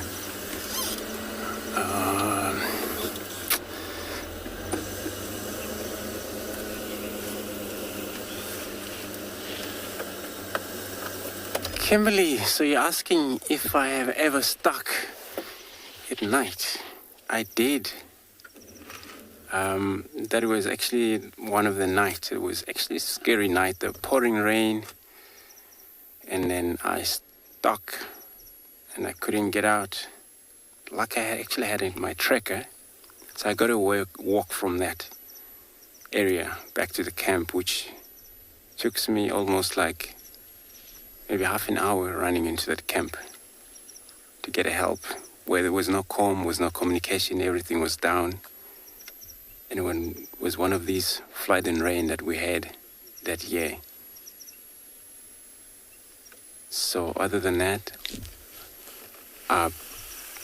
it seems to be all fine. I think I had a little bit of visual of this line coming from the way distances. So I'm gonna try. Once we got them on the light, we're going to use in IR light. So because we don't want to lose the sight of them because there's too much tall grass out here.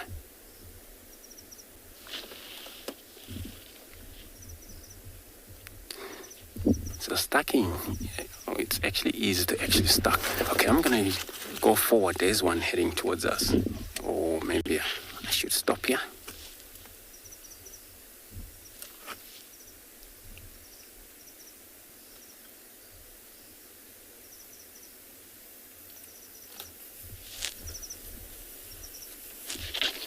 So I just move forward a bit. Maybe back.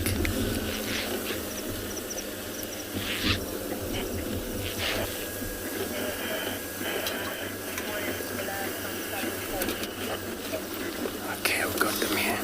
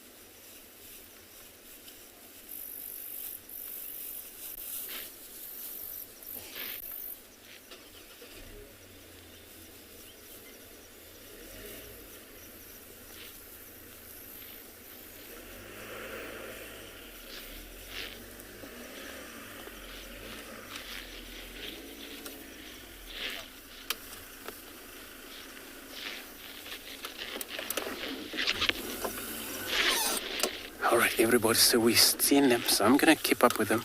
So I'm going to try turn around in here. I'm sure I will. It's wet everywhere, but I'm sure we will.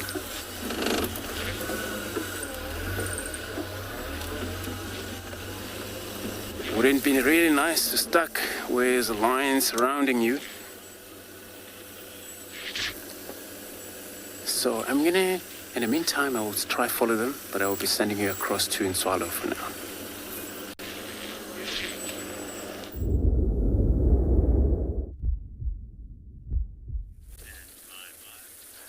So we've just come across a really nice big herd. There's about 20 plus female gemsbok here, just walking across in the June Street. So they'll be looking for their last sort of tasty morsels before settling down for the night. It's mostly females, but there is the odd one or two big bull in amongst them. But there'll only be one dominant bull. Some of them, I was just saying to BK, look quite heavily pregnant, which is fantastic news. Oh, there's one. There's one having these nighttime spaghetti. The one on the left there is just pulled up a creeper. Yeah, that one. There we go. You just see pulling up. That'll be the leaves of one of these gemsbok cucumbers.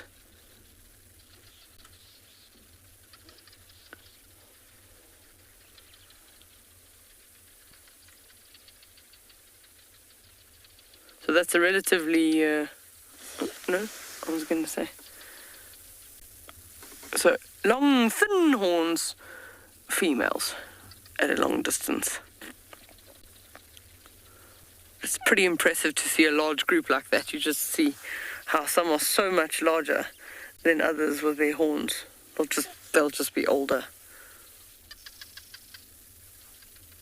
Can hear the barking geckos starting, so we'll just be quiet for a minute or two, then you can hear all the little barking geckos. They're starting to wake up now.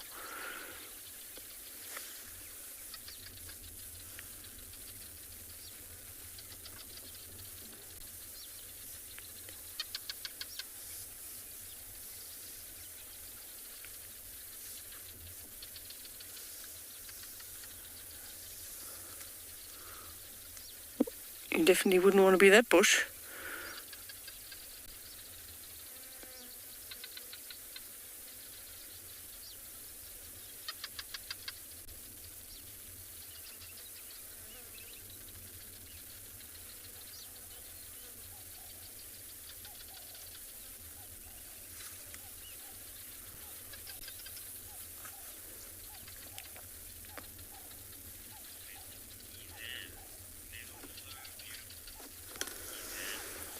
So Izan's comment is that they are so beautiful. I totally agree with you.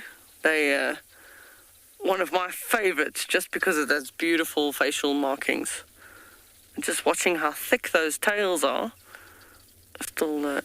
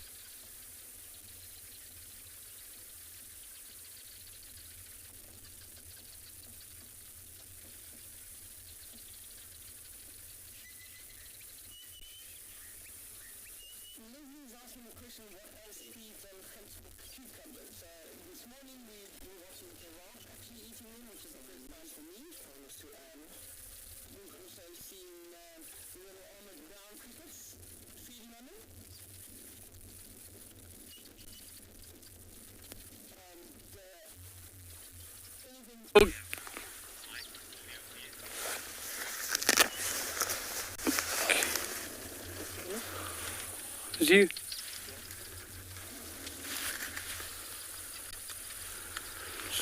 Okay, so apparently we We lost some communication there, so I was answering the question about the gemsbok cucumber and who eats it. So the gemsbok will eat it. We've seen the armored ground crickets eating it. We've watched giraffe feeding on it. I've seen squirrel. It's only starting to ripen now, so it's going from sort of a green spiky fruit and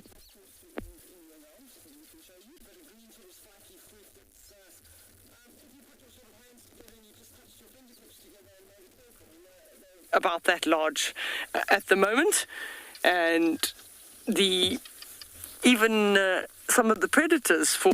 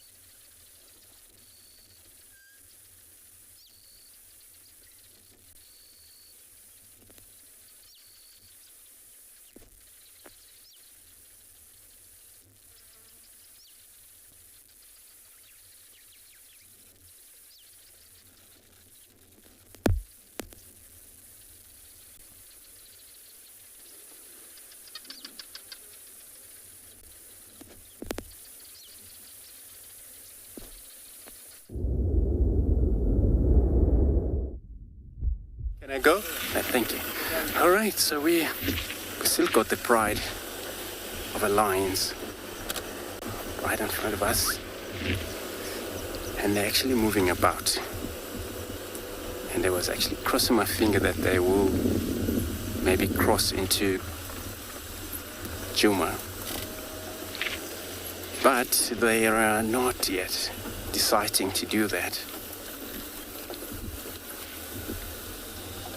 So they have turned back.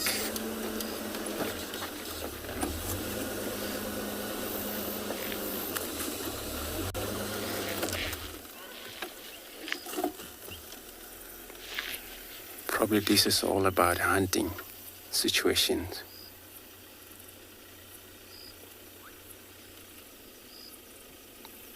This one right in the end. Quick link Ngala.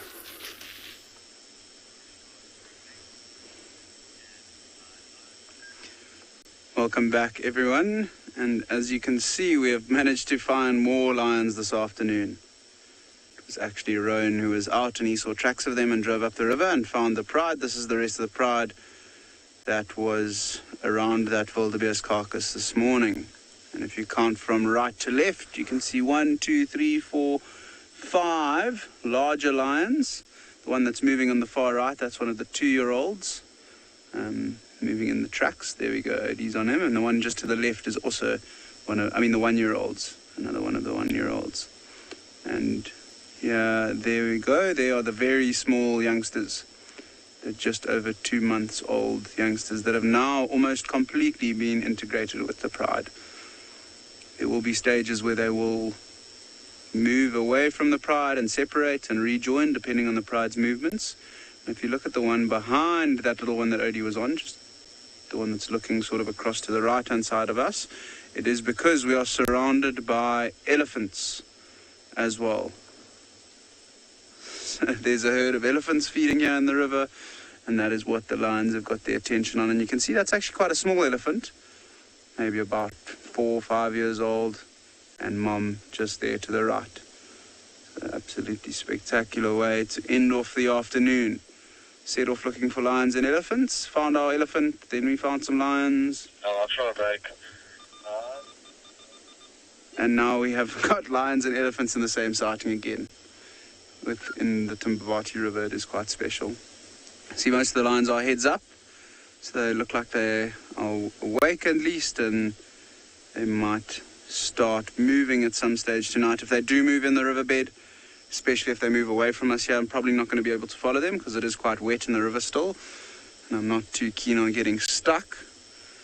And then if they move up either of the banks, we'll try to relocate them, but we'll see how it goes. And I think they've moved away from the area where the wildebeest carcass was. They might have come down to have a drink of the nice clean flowing water in the river. There's little cubs are too cute.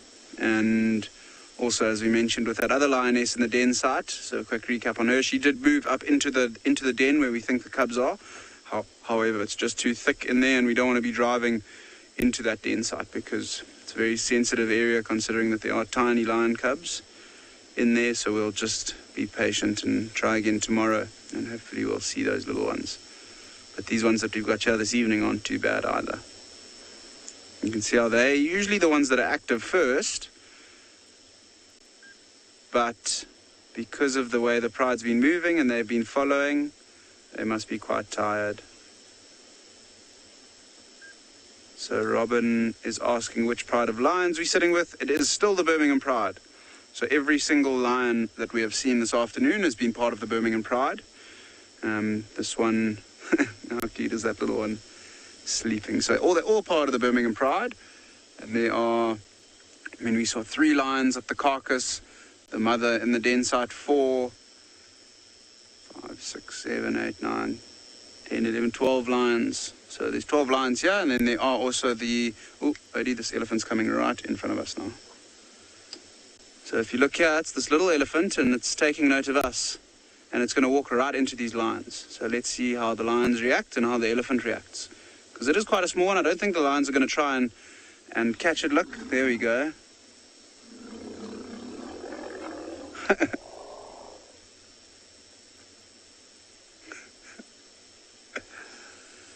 There comes Mom across. Mom's definitely going to chase the rest of the pride. Now watch this.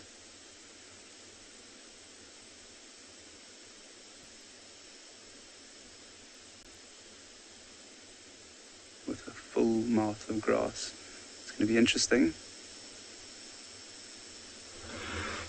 Oh, look at the youngsters running away as well.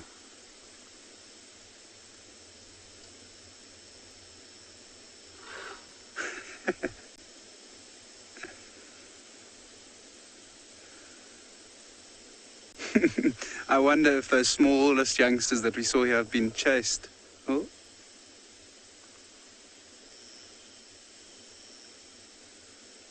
If the smallest youngsters have ever been chased by elephants before, or if it is their first encounter. It's amazing how those adult lionesses ran away from that little one as well. And I think it's because Mom was not too far behind. And if you heard all those rumblings as well, there's one of the ones coming back out into the river. Looks like one of the 1-year-old lions, maybe the young lioness. A little bit of excitement to end off the evening. How fantastic was that?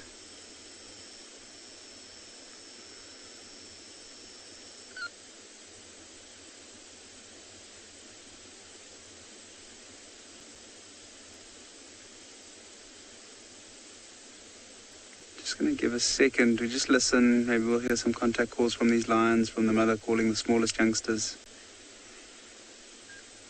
Yeah, that was ridiculous. How was our timing? I mean, we literally got here, and 5 minutes later, that whole little scenario played out. Couldn't believe how brave that young elephant was. All the noise, the trumpeting, the grumbling communications between the elephants. There were more elephants behind us grumbling as well. All telling each other what's going on. There's one of the youngest ones coming back. And straight to Mom it goes. Oh!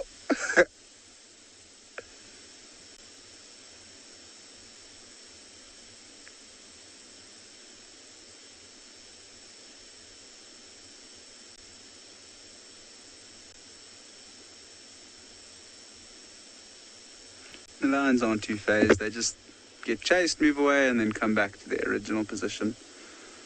Big lioness having a yawn there as well. Just a good sign of them becoming active. Oh, and there's the other little ones coming through as well. And the last one.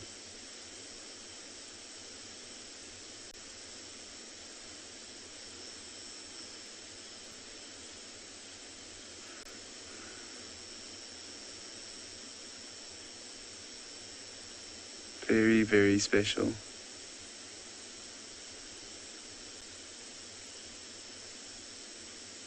And I haven't mentioned it, but we are shooting in infrared right now. which means that we are having no impact on these animals in terms of shining lights on them. If we didn't have the infrared technology on this vehicle this evening, we wouldn't have been able to be here, because not only these little cubs, but even the ones that are just under 1 year old are still too young to have spotlights on in terms of and beyond rules, as we just want to be as sensitive as possible. And you can imagine these bright spotlights, although they don't impact the nocturnal animals that much, or as much as the diurnal animals, they still don't love having the lights shone in their eyes. And for the little ones, we want to keep those off. So it's very special to be out here with this infrared camera, sitting in the pitch dark and having that whole scene unfold in front of us. See how the lines are all starting to stretch, walk around. See that one line is grooming herself.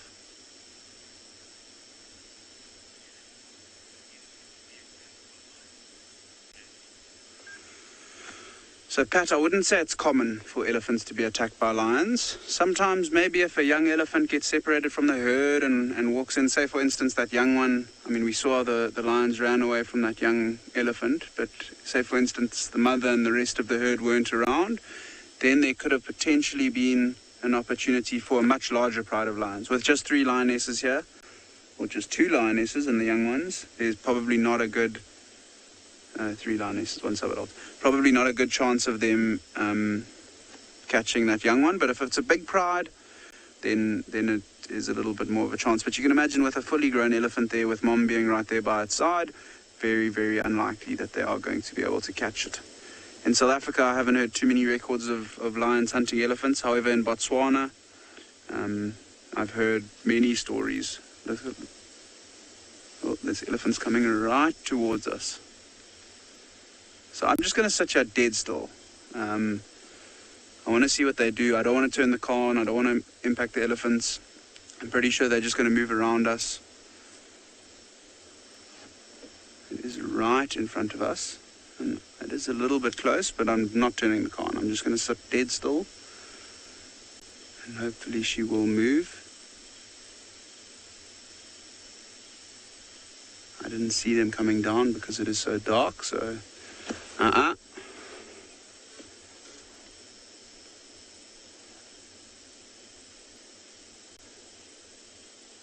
is absolutely pounding right now.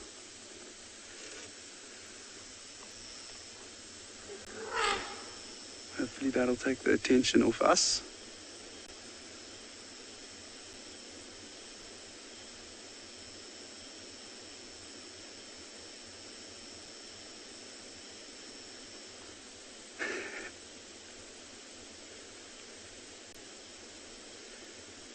Going to give this female 1 more second. If she doesn't move away from us, if she does look like she might face towards us again, I might just reverse a little bit. But I do think turning on the car might give her a bigger fright than just sitting here in silence.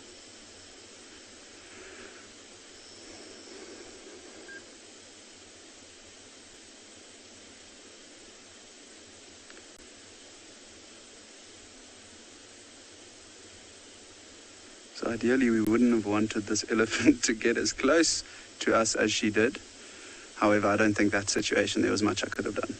She came down the bank. I think she must have smelt the lions. They don't see too well at night, so as us and the lions here has a potential issue to her, although we're not a big issue to her. The lions more so.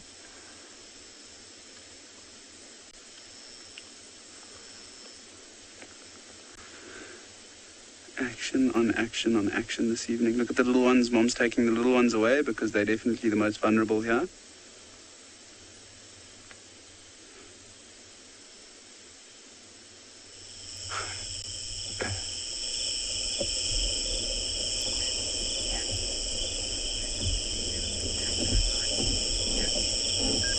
I agree with you, Jackie. It is special to see them active at night. I don't know if I like it when they come that close to the vehicle.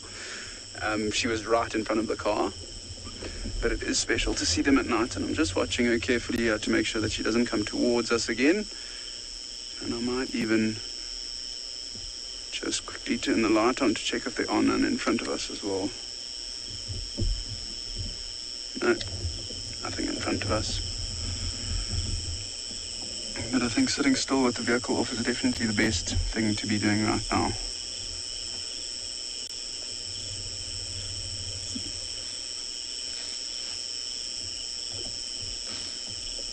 can hear those little contact calls from the lions. I think they might be looking for each other. One of them might have run up the bank when that elephant car chased them.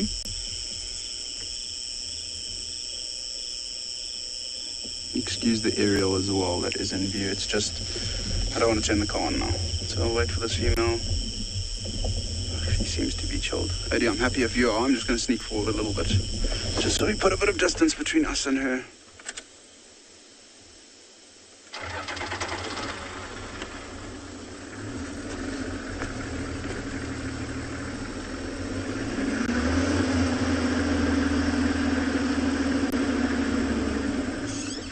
Also, it is quite soft sand around here. Yeah, I'm happy. So it is quite soft, the sand here, so I don't want to be moving around too much. Look, we don't want the lights on with these small lines here as well. So I'm just going to have to bear with that aerial in the way. I actually might be able to grab it and pull it down. Let me do that.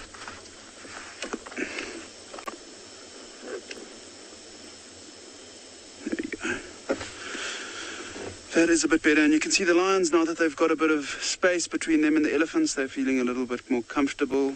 I can't see. Odie, do you mind zooming in just to see if we can count if they're all there? So all the small ones are there, which is a good thing. Those are the only ones I was really worried about. The other ones, oh yeah, they're going to chase them again.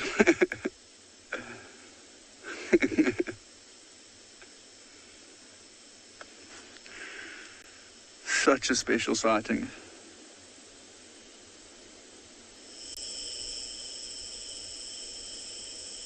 I mean, that elephant does not have good vision at night, so it won't be able to see those lions or the exact position of the lions. When it gets closer, it'll be able to pick up on them in the movement. But I think what it will be doing on trying to find out if they are moving away or if they're sticking around is just through smelling.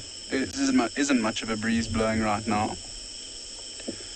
And those lions are completely relaxed again. If I'm being completely honest, I think I got a bigger fright with that elephant in front of the car than the lions did when they got chased.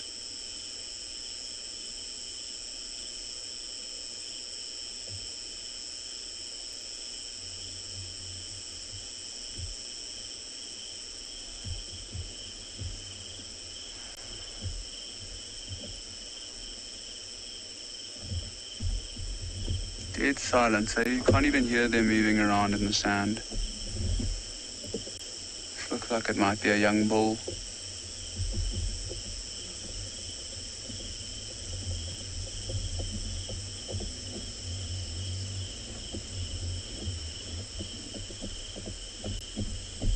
Excellent camera work there, Odie. It looks like the elephants might be giving up on their pursuit of chasing these lions away. And I'll probably head off and forage into the night and look to put some space between them and the lions. That was a ridiculous way to end off the evening.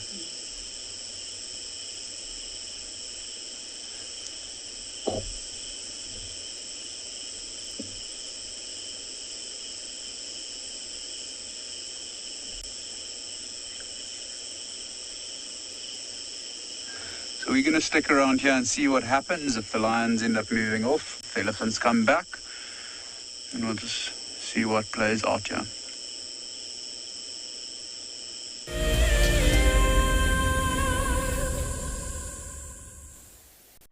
Do you dream of traveling to a far-flung wilderness location where life continues as normal?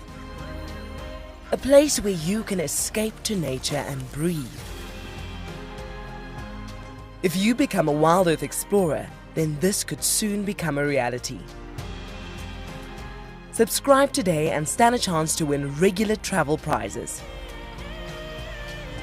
Wild Earth Explorers, it's in your nature.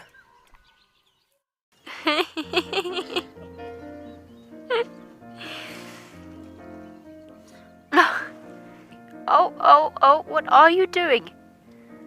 Are you trying out for the ballet?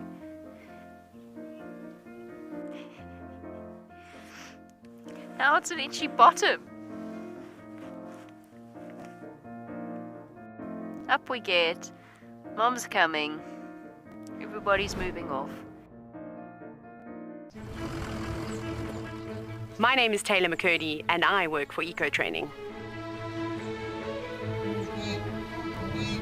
I love hearing from all of the viewers. However, I particularly enjoy those of you who have been watching for a few years. Your questions are just so advanced and they really get me thinking. If you'd like to ask a question on Wild Earth, you need to register on our website. Once you've done that, head to the live safari page and submit your questions below the live feed. This is a battle of two great carnivores of the African wilderness. Whew. Whoa! You don't want to be under those jaws. Definitely, this round goes to the lion. Look at that.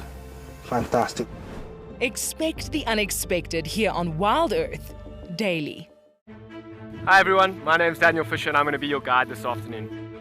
What is my favorite animal and why? I think I'd have to say a lion. Being able to try and follow them and understand their movements and dynamics is super interesting. People often underestimate them and think that they sleep all the time, but once they get up and start moving around, they are fascinating to watch, and watching them interact with one another is a super highlight for me. If I can pass on this passion and this enthusiasm for lions and prides of lions into a guest that's sitting at home, that's what I'm really going for.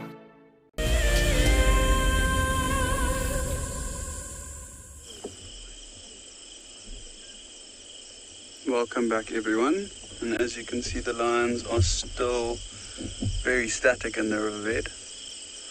One of the older youngsters moving around a bit. I think what I'm going to do for the next couple minutes, let's just watch these lions and see what they do and listen to the night sounds. Maybe we get an owl calling or a hyena calling, something like that. I'm just going to be quiet for a couple minutes.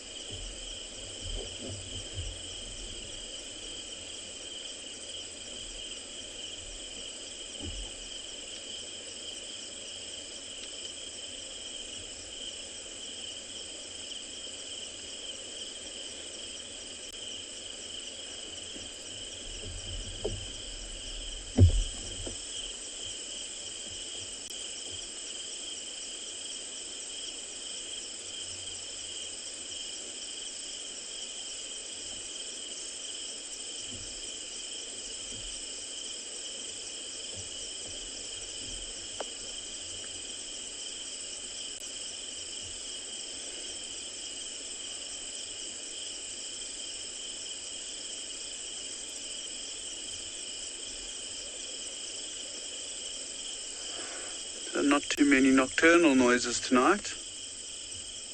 But you can see some of the lions starting to reposition. Hoping that the youngsters maybe get a little bit playful for us. You can see all the insects as well flying about this evening in the riverbed.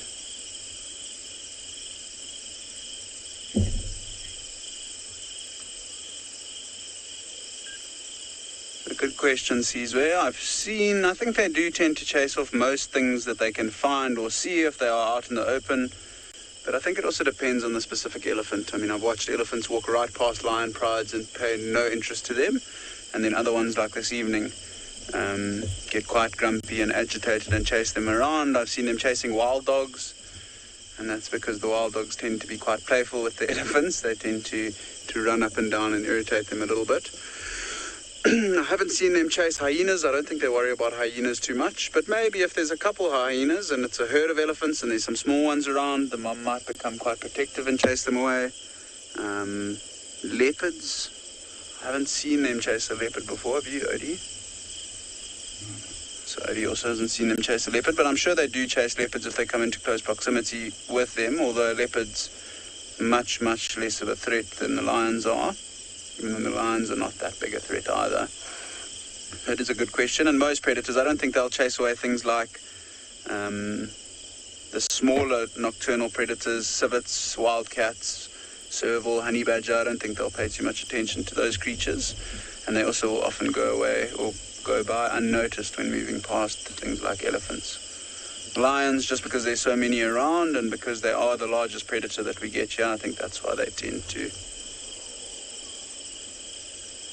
I don't know if you heard that. There's still elephants trumpeting behind us.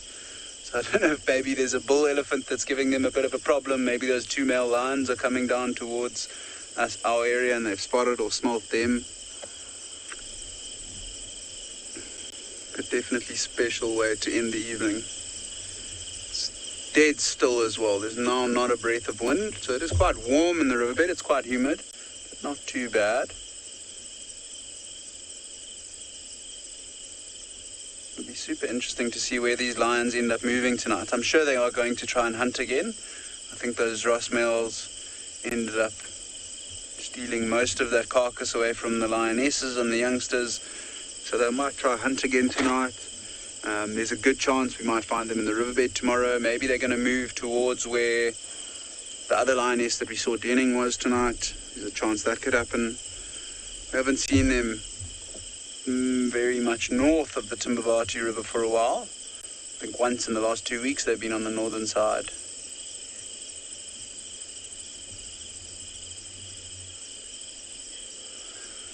So Daniel, if the pride hunts, those 2 older cubs, the ones that are just under 1 year old, they'll be able to keep up most of the time.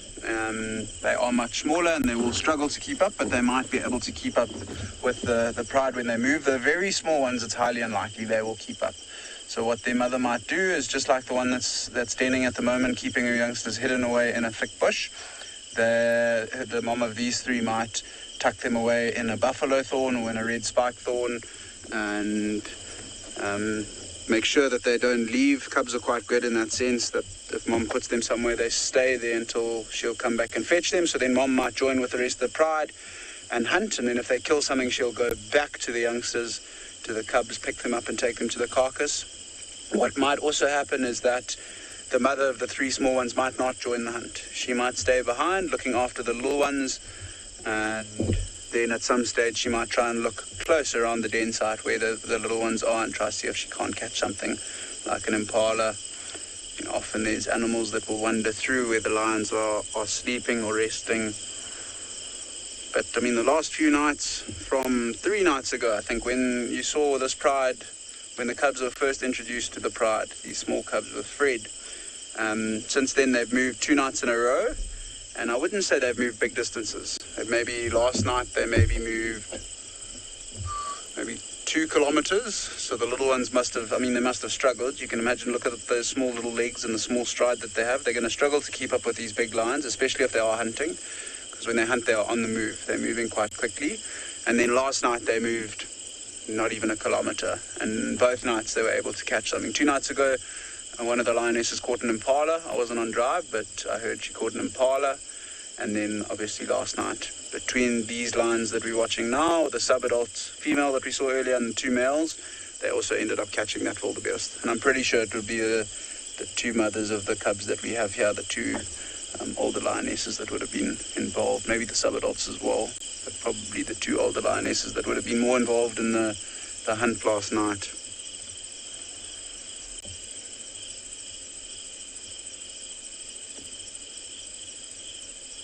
Quite special that we've seen so many different ages, or so many different lions of different ages today. You've got the big dominant males that are nice and old, big lionesses that are fully grown, the sub-adult lioness, the 1-year-old youngsters, and now these very small 2-month-old youngsters. You can see climbing onto mom, and look at the one as well starting to suckle. You can see the cubs are getting quite playful. They're looking to mom to try and have a drink. One is actually drinking over the back of the mother, with the other one in the usual position. Sometimes mom will get a bit irritated. You can imagine those sharp teeth on those teats of hers. Sometimes a little bit sore, so you might see her swat them. Oh, look at that little one grabbing at mom as well. It has been another absolutely superb day out on and beyond Ngala. And from the sounds of it, I mean, Tswalu with the cheetahs, special. Chad had the cheetahs feeding on an impala and elephant swimming as well. Juma, Andrew with the lions, Lauren with the hyenas, and the Gemsbok and Tswalu as well. So a very special day, and I'm sure tomorrow will be just as good. So 6:30 tomorrow morning, South African time. I'll see you all out here. Thanks again for...